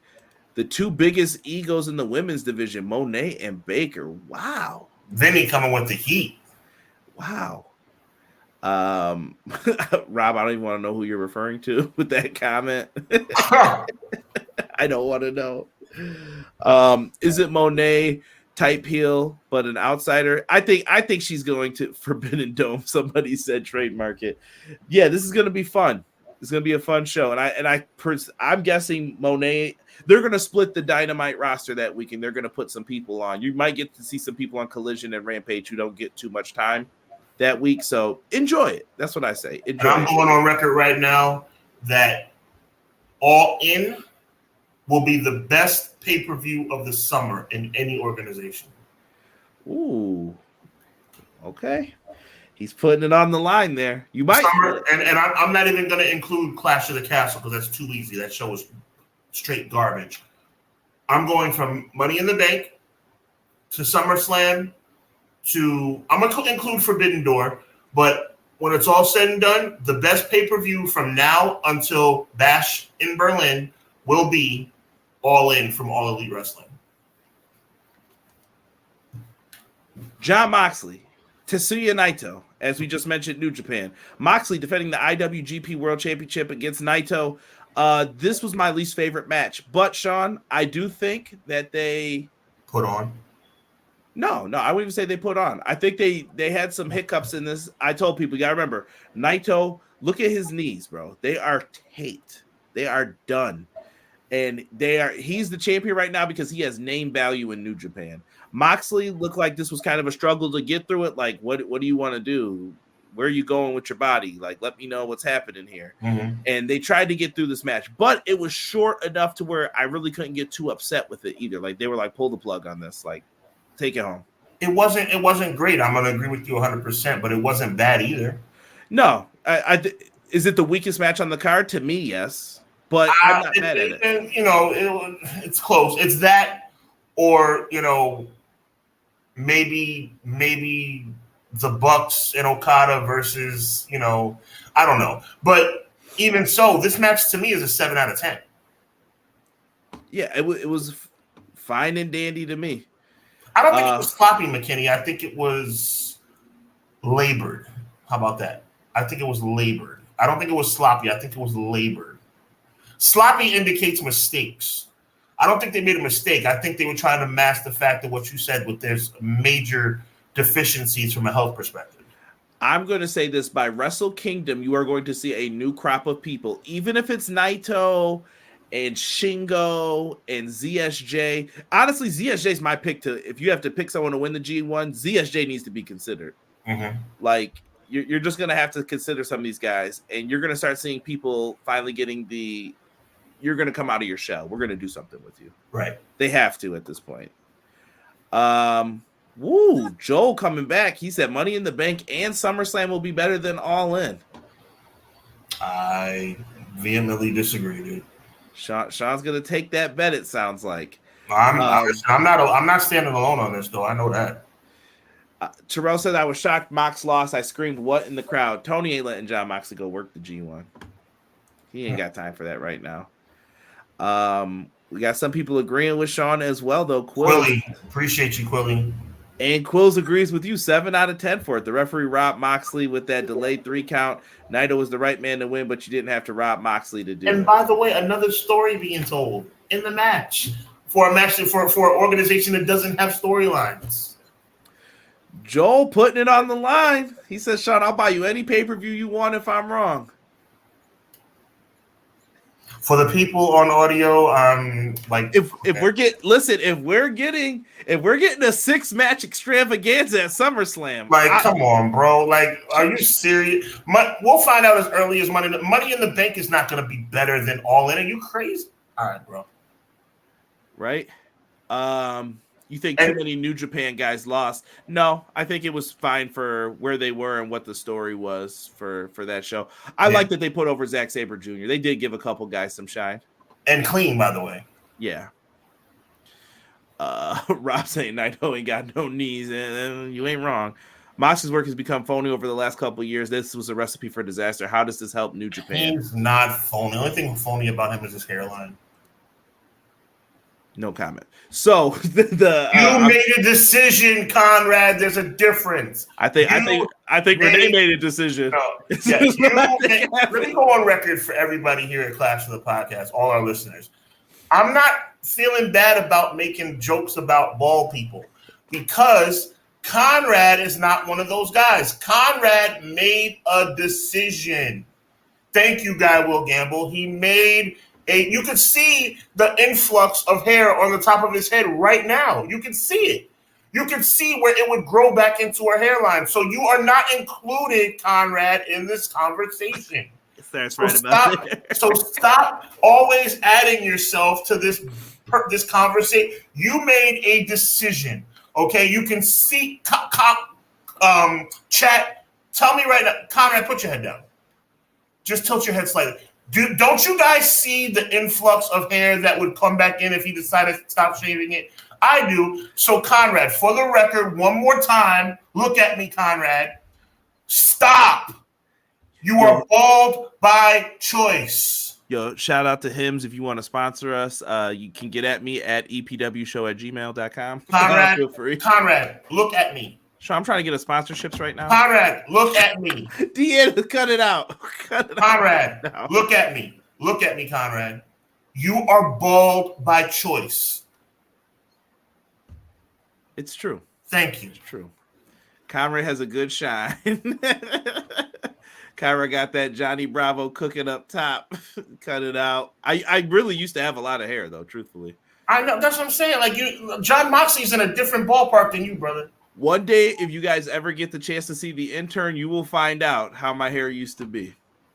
I already had the fake TV dinner title. That's what I call the New Japan TV title. The TV dinner title. I hate the way it looks. I don't like the brown strap. I never liked it. Even on the old World Heavyweight Championship belt Flair used to carry around. I'm like, get that brown strap off of there. See, Quilly's my dog, man. Quilly says the Money in the Bank ladder match itself aren't going to be worth watching due to the participants, let alone be better than All In. Let's be real, except for Jey Uso and LA Knight and Naomi. Thank you. The only way this pay-per-view can be saved is if Jey Uso wins. And another thing, the world champion in a 6-man tag? Give me a freaking break. And that's going to be better than All In. You're going to have Will Ospreay and Joel, I swear to thank you, Quilly, for bringing us back to reality. We're saying that a pay-per-view that has the WWE champion in a 6-man tag is going to be better than All In at Wembley Stadium. Let's get real and let's get serious. Hold on. Hold on here. Doug confirms the intern's hair is amazing.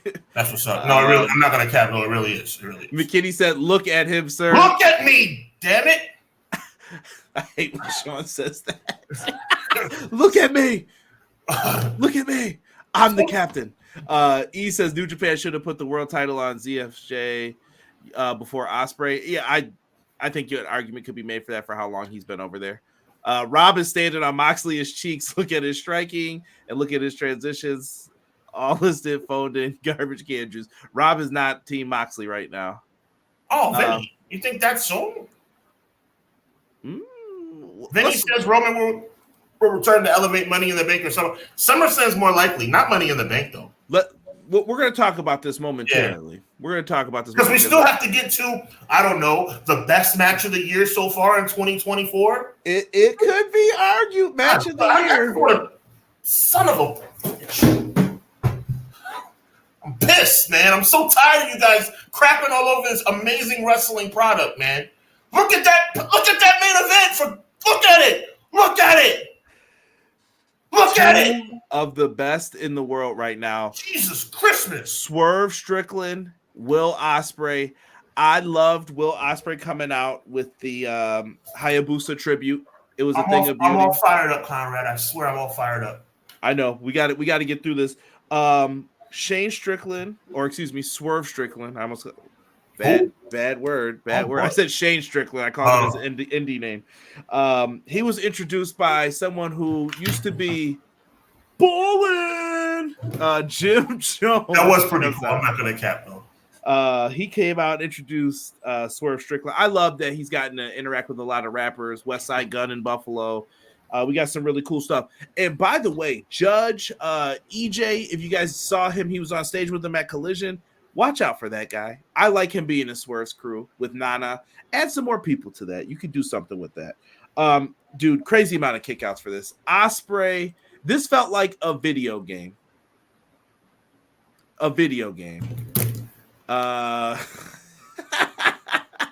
This felt like a video game, bro. I don't even know what else to say to you here. Like, what else is there to say? Nothing. Yeah. Let me see here. Match of the year. I got nothing else to say, man. They crushed it. They killed it, bro. They killed straight. Bro, Swerve jumped off the apron. Not even off the apron. He was on the top rope. He was going to jump onto Ospreay on the apron. He rolls off and goes by the announcer table. Swerve was like, you think that's going to stop me? Boom! Still stomped him out. They did great. And then I love the finish. Ospreay kicks out of a million things, which that's fine. That's what he's going to do. And Will Ospreay is on like 5% Street Fighter life. He knows he's done. He goes for one last, like, let me see if I can hit him. And he's like, it was a good try, bud. It's a good try. Picks him up. JML driver, now known as Big Pressure, cooks Will Ospreay. He has won matches with the Stomp, with the JML driver, Big Pressure, whatever you want to call it. He has won matches from several different moves, positions, house call, kick. I love it. You never know how it's going to end. I don't know, bro. I mean, 2 5-star athletes, 2 5-star professional wrestlers putting on an absolute clinic. And by the way, that thing you just described about how he was tapping his head and saying, "Oh, too bad, it's not going to work out." To me, that's story. That's cinema. But maybe it's just me. I hate that cinema talk. Let me see here. Guy will gamble. I'm looking at it. Guy will gamble, my dog.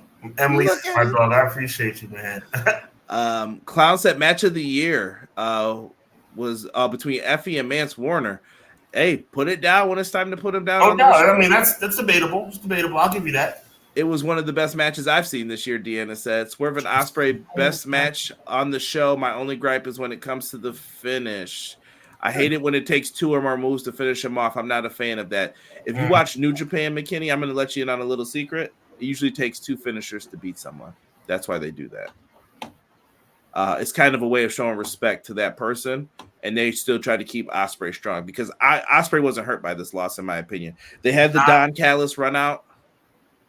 What? Not at all. Not at all. It was perfectly done.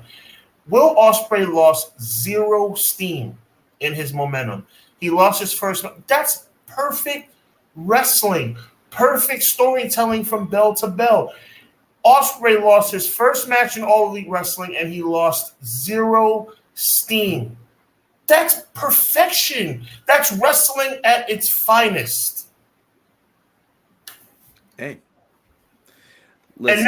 And now Swerve Strickland has the biggest win of his career on his resume. Swerve Strickland beat the best wrestler in, we'll say AEW if you don't want to say the world, if you want to disagree with us, beat the best wrestler in the world. Now Ospreay's got a story to tell. Is that what you guys wanted? Is that what you wanted? You have a story to tell now. And I think he's on a collision course with MJF, which we have been seeing. I'm going to make another bold prediction, Hubs, before we give this. I think tomorrow you're going to get a new international champion. I think Daniel Garcia has arrived. They should have did it in Buffalo. I'm going to argue and feel bad for myself, but Chicago's just fine as well. I think Daniel Garcia wins the international title tomorrow. You remember who said it when it happens. I'm not gonna take your shine. I'm just gonna add to it and say with the help of Don Callis. Absolutely. Absolutely doobly, neighbor. This is why we're the best in the world at what we do, because we're seeing things that I picked up on that energy right when he turned down the screwdriver. You know who else is getting kicked out the group? Kyle Fletcher, because he doesn't listen and he supports Will Ospreay too much, so he's got to go too. Well, maybe not. I mean, that's the only thing. Maybe not, because maybe he'll, Well, here's why I think that, because Mark Davis is going to come back and United Empire is going to be in AEW. You're going to get Will Ospreay and Aussie Open back together. That's the new trios. Oh, nice. Will trios champs, matches with the Lucha Bros and Pac. It opens up a world of possibilities. That's what I'm thinking. And by the way, I love that trios idea. And let's strap up Ospreay with every belt other than the AEW belt. I don't mind him having 3 belts or something. A trios belt, maybe the tag belt. Strap him up. Let him start unifying them. If you want to get rid of 1 or 2, I'm okay with it. Love it. Quills is giving this 9 out of 10. Love it. Ref bump. Quills hates ref bumps. We know that.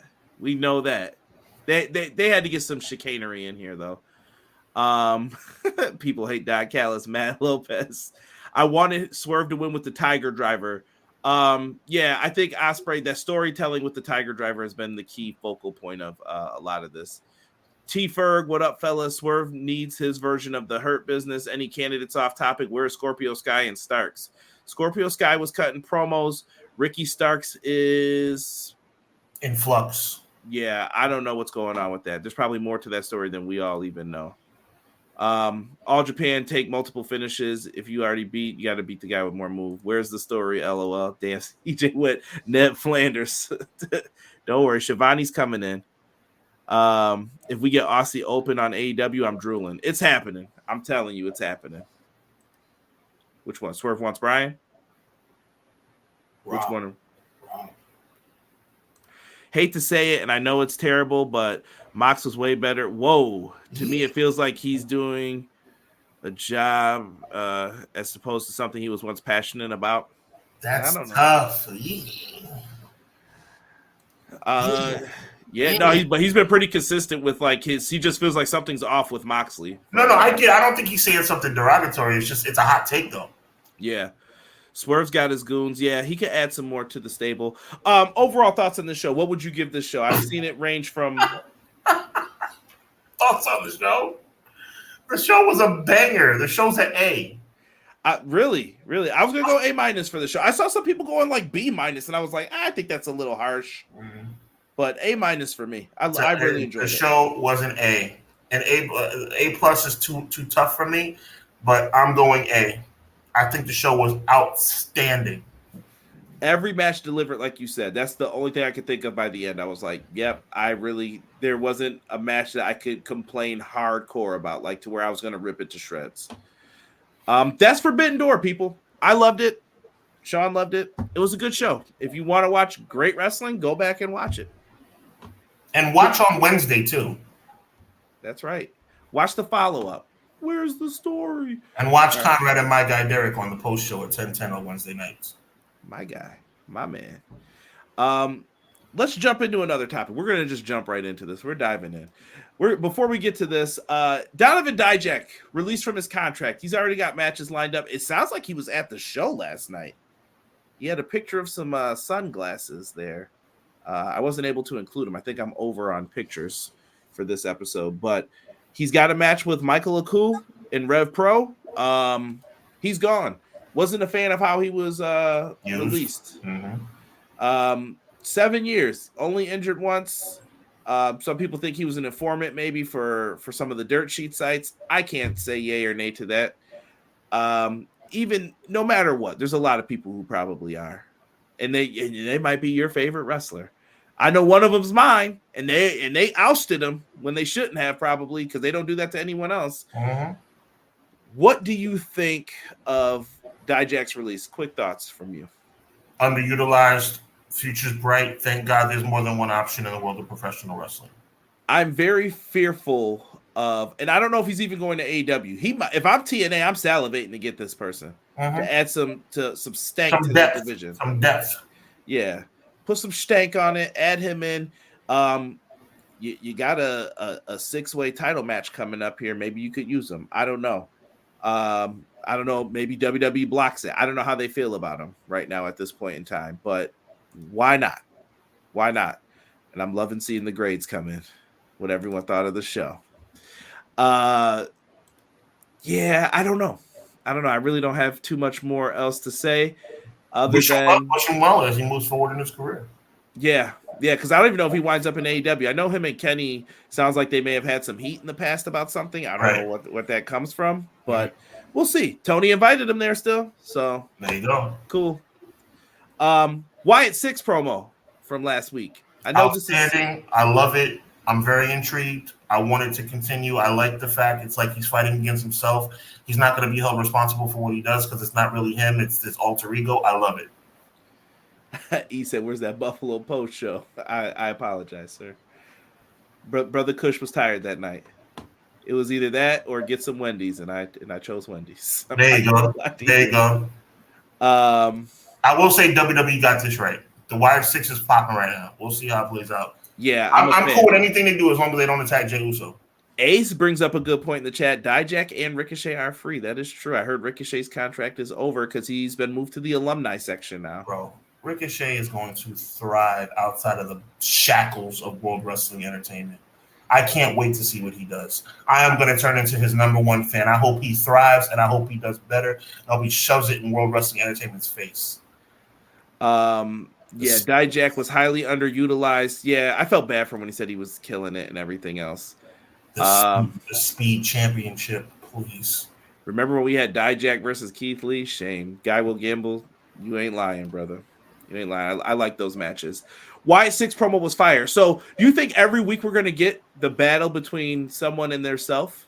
No, I don't think. I think it's just Bo Dallas, and I think that's the way it should be. He's the leader, and we're just going to see the group evolve as a team moving forward. Do you think they reveal the identities of who each person is, or do you think it's one of those things where it's like, we don't have to say? I have an interesting take on that. I think they have to now because of that photo that's floating around when they went to get food after the show. Mm-hmm. I think Mark Henry was mad about that. I saw, but I think now to answer your question, I think now they kind of have to because the whole world knows who they are. Right. McKinney says the news is coming out about this new TKO. It is not family like it used to be. At least Gomez had a flunky tell you where you were going to be endeavored. Now it's lies and deceit. It's tough. And maybe people don't want to tell you when they're not. Natty's another one who deleted everything from her social. Stop doing that. Sean is moving his hand up just a little bit. The bar was here. And now you're here. I already know what that is. I know what that is. Listen, I'm looking forward to the Wyatt 6 stuff on Raw. I love what they're doing with that. I just want people. I want you to box in the good things me and Sean are talking about here. Let me get my camera right here on so you guys can. This is good. The Wyatt 6 stuff. Keep it coming. It's probably really easy to mess up and lose people as well because you're outside the box. I like horror films, though, so I'm into this. Cool. Let's see what you do. Keep it up. Please stop. Please stop. Let's run through Money in the Bank real quick, shall we? Let's run through this. Money in the Bank. I'm sorry if the pictures are a little grainy. Blame WWE. So... Here's what we got right now for the ladder match. We do have a qualifier for tonight here for who would be the next people into it. You got Zoe Starks, please, Ivy Nile, and Dakota Kai. Dakota Kai's fans are going to go crazy if she's not in this. So hopefully they give it to Dakota Kai. Hashtag Snap Famous. Who do you like in this, Sean? My heart says Chelsea Green, but I think her payoff is the fact that she's in the match. I think that's as far as it's going to go. Tiffany Stratton will be victorious. I've got 3 people in this that I like a lot. You can't pick 3 people in a 6-woman match. I'm going to pick someone, but I have reasons. Okay. Tiffany Stratton's my official pick. My you didn't see it coming pick is Chelsea Green. But there's another story here that I don't know if people have noticed. Naomi. No.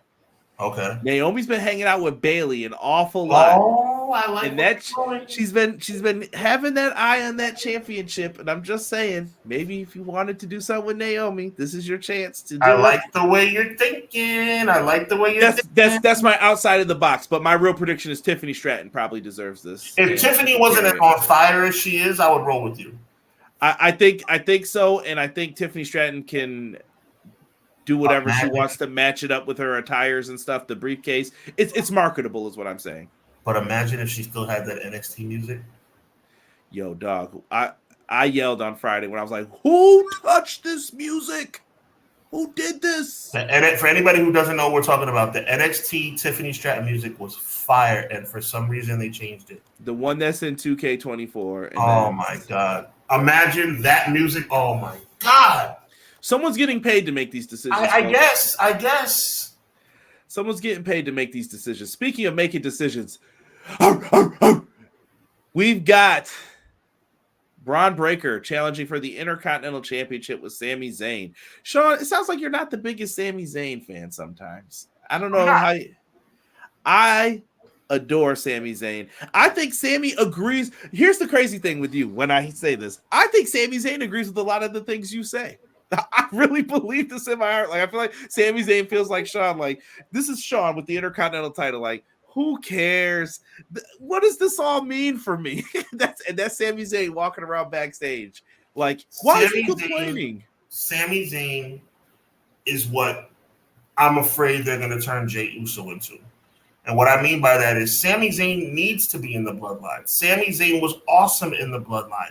Sami Zayn as an independent contractor, let's just use that word, does not enthrall me the way Jey Uso did. Jey Uso should be world champion. Sami Zayn should be in a group. Sami Zayn with bloodline was like hand in glove. So to bring it back full circle, I think Braun Breaker dethrones him.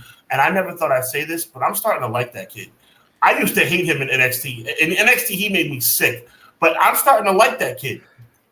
Man, them spears mowing people down. But it looks like he's got that Goldberg swag, and he gotta stop that because I don't know if he's hurting people or not. Ludwig Kaiser got hurt last week, supposedly. Well, in the match, ran through like a truck. This is true. Love it. Man, Quill's Breaker should win, Vinny says. Quill saying Braun Breaker dethrones Sami Zayn.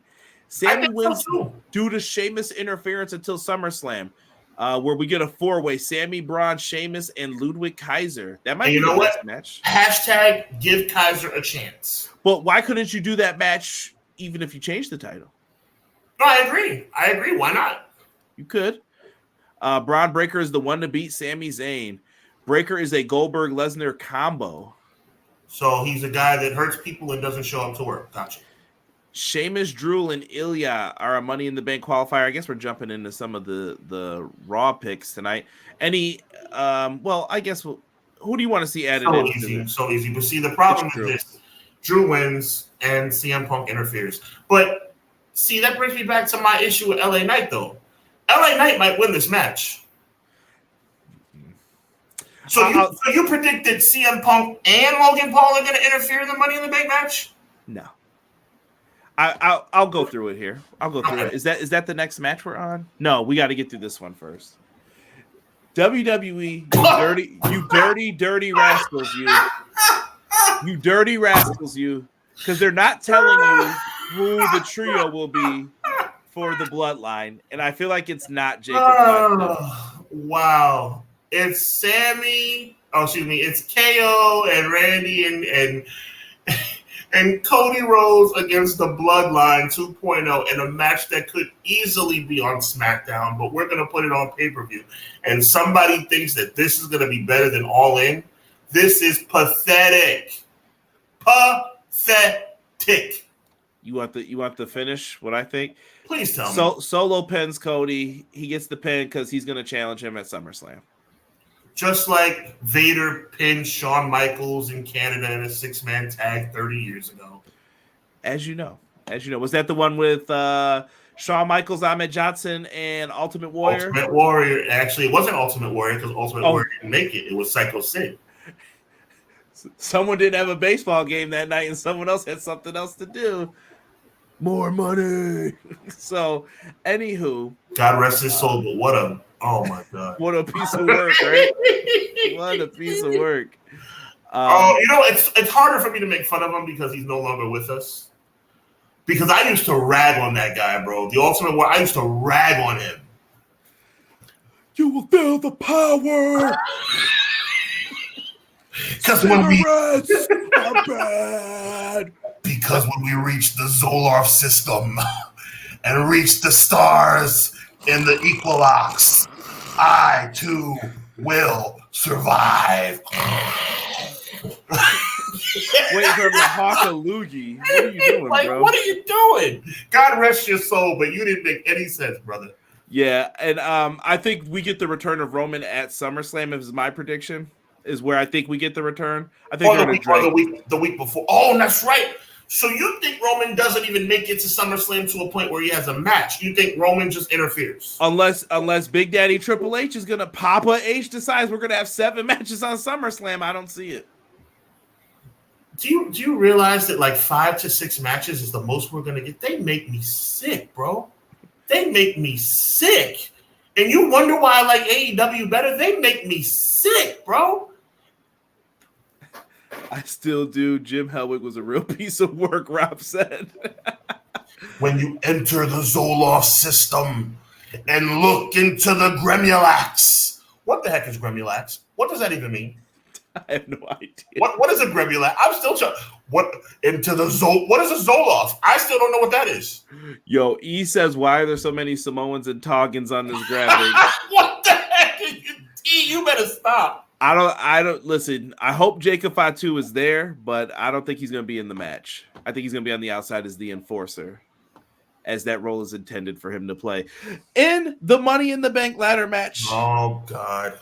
You've got the young guys who are going to be able to do something here. And then you've got LA Knight, which I think Logan Paul's going to cost him. You got Chad Gable. I hope he doesn't cash in on the Intercontinental title. You got Andrade, someone who could probably use this and get a match with Cody in the future, but I don't know if they're going to do that. And you got the young upstart Carmelo Hayes, who I do think has a bright future. He's just in here to show off what he can do. And he's probably here to take bumps for people and do what he's going to do. And I think Drew's going to be the other person, like you said here. Who do you give this briefcase to? My dark horse pick is the bottom. Honestly, I'm going with the bottom 3.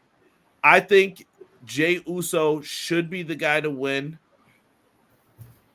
But I don't know, man. You talk to me, Sean. You talk to me here. Do you go with Jey? To me, it's Jey Uso or Drew. Those are the best 2 options you've got right now.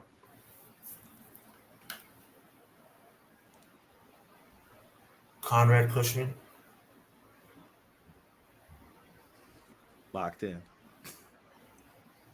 Jey Uso winning this match makes sense to me, just like it made sense for him to beat Seth Rollins, just like it made sense for him to win against Damian Priest at Backlash, just like it made sense for him to beat Gunther for the Intercontinental belt. I want to say Jey Uso's going to win because I want to say it makes sense. I want to say that he's hot as fish grease right now. But I hate Triple H. And I don't know hate's a strong word, so maybe I should revisit that word and maybe think about what I feel about that word. Maybe I'm incorrect. No, I hate Triple H. And because of the decisions that he makes, that's the reason why I hate Triple H. I don't have a prediction on this match, Conrad. The only prediction I have as it relates to the outcome is that somehow Jey Uso will not win the Money in the Bank. It's a conspiracy. Look, I'm not joking. It's a conspiracy. I don't know what the problem is. I don't know what the issue is, but people might say that it's because the bloodline's going to interfere and it's going to lead to the storyline, and Jey doesn't need a championship. He's going to be part of the bloodline storyline. Jey Uso deserves to have a world championship on his resume because of the year that he's had.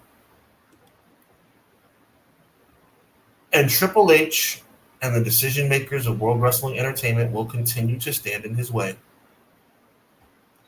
Jey Uso will not win Money in the Bank because WWE will not allow him to win Money in the Bank. And you know more than anyone how much it pains me to say that. I'm tired of predicting Jay's going to win championships. I'm tired of predicting Jay's going to win big matches. Jay should win, but he won't because WWE doesn't care about Jey Uso. And WWE does not care what you want. Here's how I view it. And I'm being dead serious. Remember how I said with Chad Gable it was over 5 times? I didn't want to hear anything else anyone had to say. This is where we are. I know what you're gonna say. This is it for Jey Uso. This is it. This is it. You either pull the trigger now or he's never winning the world championship. That's where I will end this conversation. You give it to Drew. Here's the thing. If you want a successful cash in, give it to Jey Uso. Jey Uso could win the title, be the champ for the month, whatever. And then lose it to Gunther. I don't care, bro. Conrad, I'm on the record. Look at me. I'm on the record. Jey Uso can lose the title in a day for all I care. He deserves his moment in the sun. He deserves a night to be called world champion. He's earned it. But do you think that I could come on this show, on our show right here tonight, and say that I think Jey Uso's going to win Money in the Bank with the way he's been treated by the company over the past 12 months? I can't. And I hope that I'm pleasantly surprised. I don't think Jey Uso wins Money in the Bank because they won't allow him to win Money in the Bank. McKinney just outlined another thing. This is what I think is more than likely going to happen.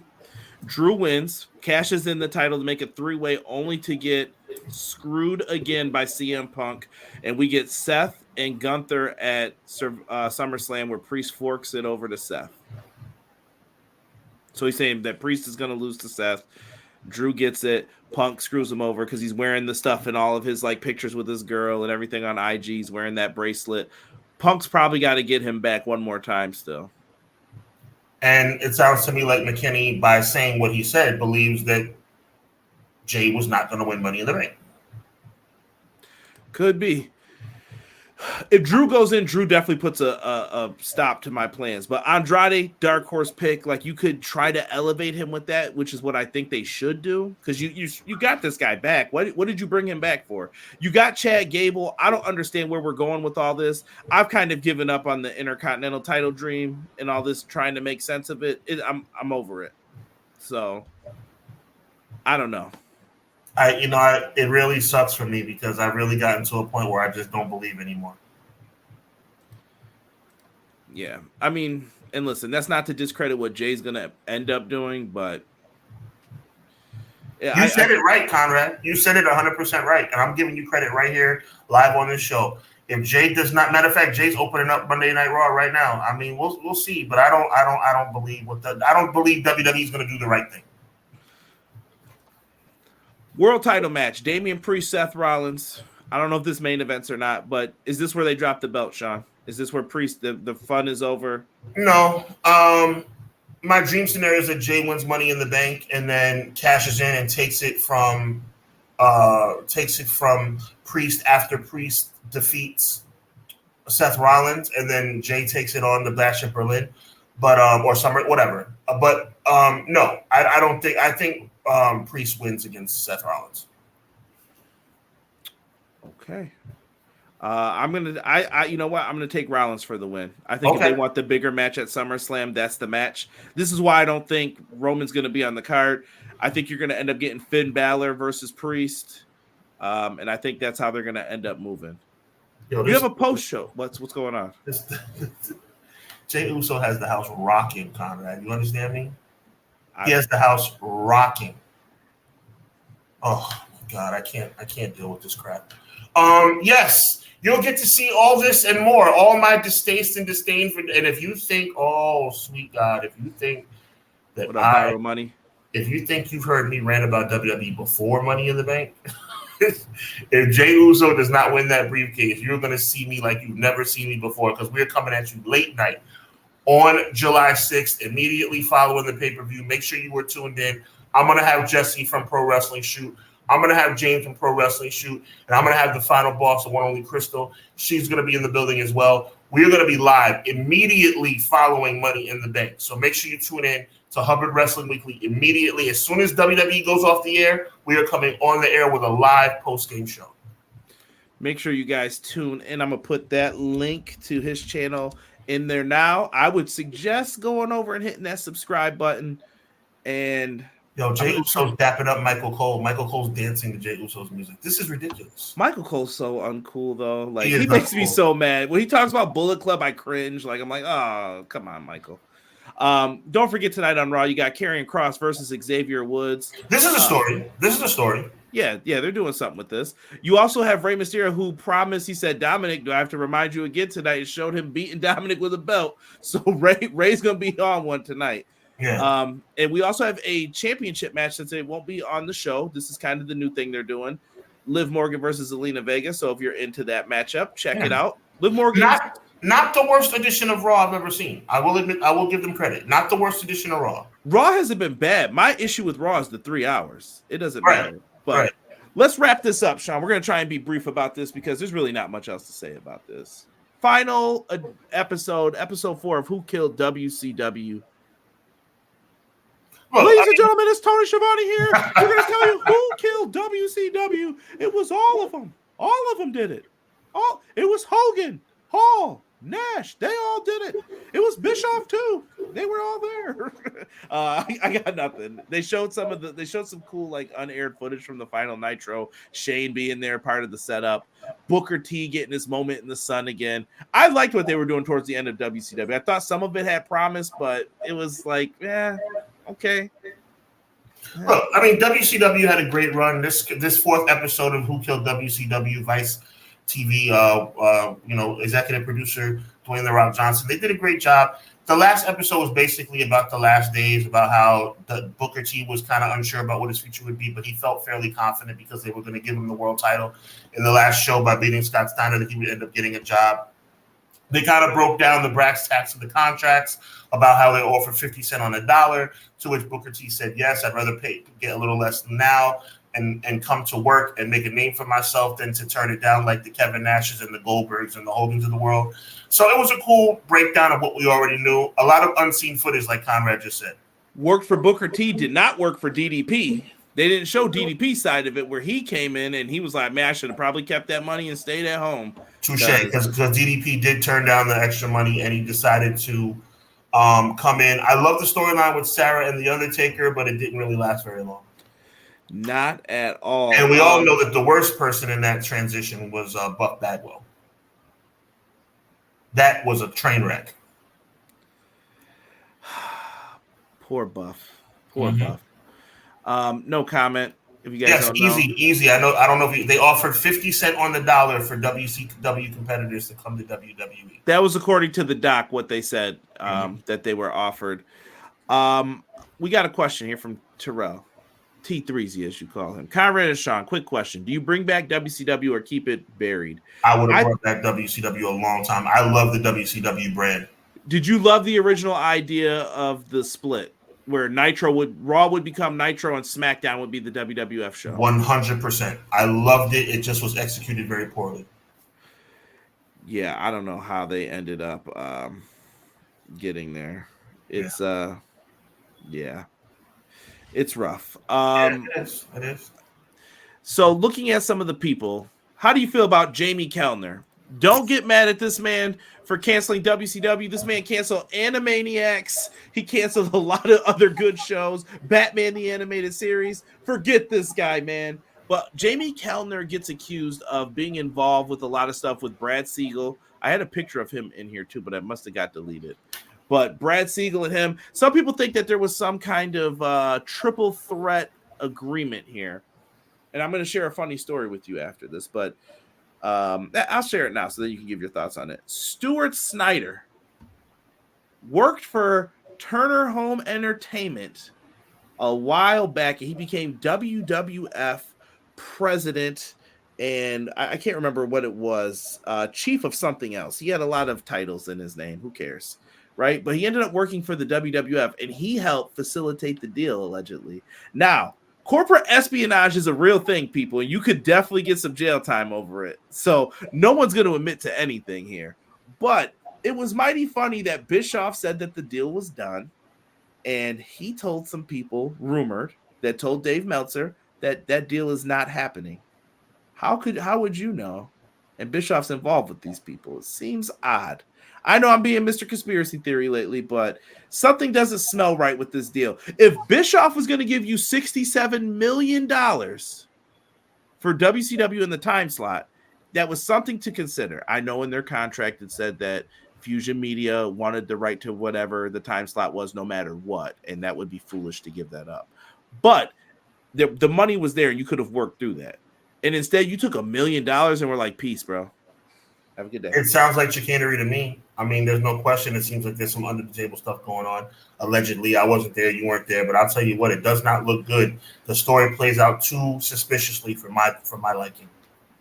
Never liked it. And it robbed us. It robbed us of WCW. Yeah, it hurt, man.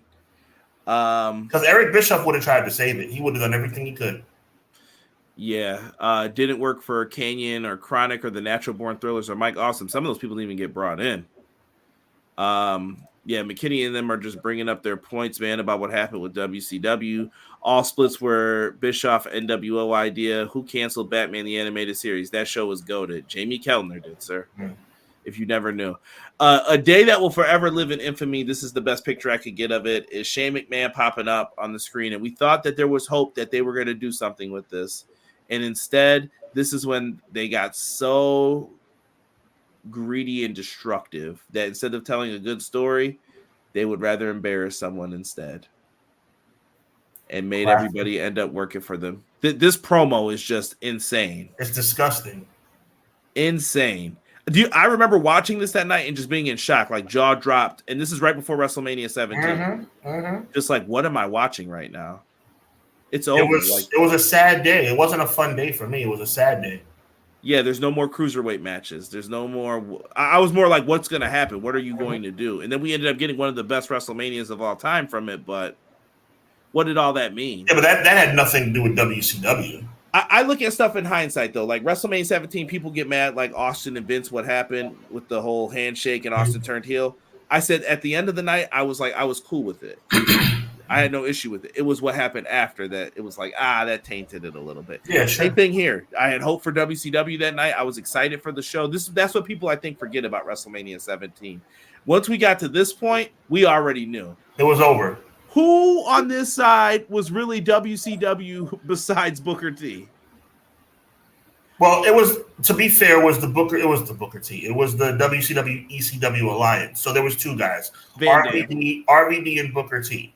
Van Dam might have been the most over guy in this. He was, and other than that, it was nobody. This was pretty much a WWE match. It really deteriorated into a bunch of crap. And I wonder how it would have been if the NWO and Goldberg and Sting had come over. Probably would have been a lot better. I love the Booker. Just had to wait a couple of months.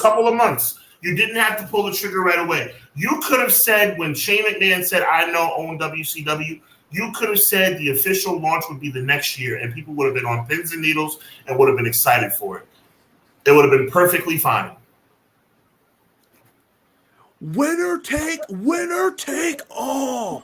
One of the underrated. I believe it was October 12th or October somewhere in that range when Vince said, "I'm tired of this alliance crap, this WCW crap.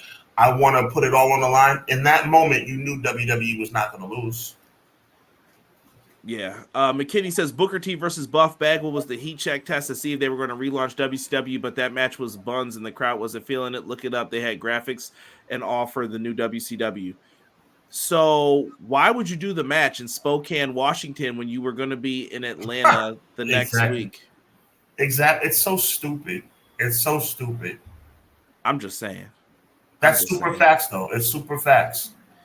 And by the way, the storyline of the match was that Buff Bagwell turns on his WCW guy to align himself with WWE's Kurt Angle and Stone Cold just for Stone Cold to beat the crap out of him too, and figuratively throw him out of the building. By the way, honestly, the story could have been too where Austin just helped Vince this one time because he said, "You know what?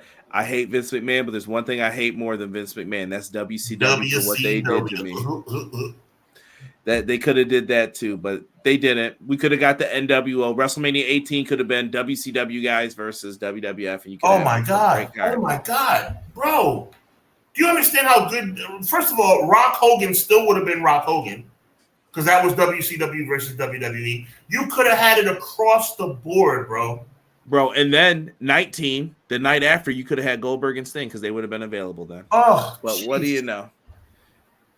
But sometimes that sounds like a good idea. And that's how we're gonna end this. Who killed WCW? Everybody killed WCW. You know who killed WCW? Gomez killed WCW because it'd still be going if he did it right. But you know what? You know what though? Nobody does anything right unless they want to do it right. And you know what? I'll say this, Sean, before we get out of here. Oh, Guy Will Gamble, WrestleMania X8 Forbidden Door. Could have been. Holy crap. Okay, Conrad, let's wrap up, bro. Eric Bischoff could have, this whole thing felt like a hit piece to make Eric Bischoff look like a good guy in this. He plays a part in this still, though. He does. I just think that it felt like they were covering up for him a lot. Like, I'm not going to cap, though, bro. The more this show went on, the more I was like, Eric Bischoff really tried to help. That was his plan from the get-go, but I don't think he cared. That bash at the beach, Eric Bischoff could have prevented that from happening. Right. And he was just riding out with Hogan at that point because he didn't care. Why? That's why you can't keep bringing people back after you got rid of them and say, save me now. Once they're gone, they're gone. You had your chance to do something. Yes, sir. So, and then him tearing up from Nash's comments and stuff. Of course, they're going to all stick together. Thanks for the checks, bro. Best payments ever. But look, that was it. That's the finale. I'm sure we'll be back next week talking Money in the Bank. Sean, take us out of here quickly. Man, we'll get these people to Raw. Oh my goodness, what a lot of stuff going on. I mean, we're running long on this show today because we got a lot of stuff going on, man. So make sure you check out Conrad and my guy Derek 10 p.m. on Wednesday night for their AEW, the return of their AEW review after Conrad was live in the building for Dynamite last week. We appreciate that. Make sure you check them out on Wednesday night. Make sure you reach right here, Hubbard Wrestling Weekly, though. The Hubbard Wrestling Weekly channel, myself, Jesse, James, and Crystal. Post-game show. That means somewhere in the 11:15, 11:30 p.m. range on the East Coast. Make sure you check out us as we bring you our Money in the Bank post-game show. I'm probably going to be having a meltdown, so please, tune in and say a prayer for me as I lose my freaking mind after they screw Jey Uso again. But anyway, Money in the Bank post-game show. We got a lot of things coming down the pike. Make sure you check out Hubbonomics on Wednesday, the R-Truth episode, and we'll see you right back here, 6:05 Eastern Standard Time on Clash of the Podcast. He's Conrad. I'm Sean. God bless. Be encouraged. Evil never prevails. Yeet!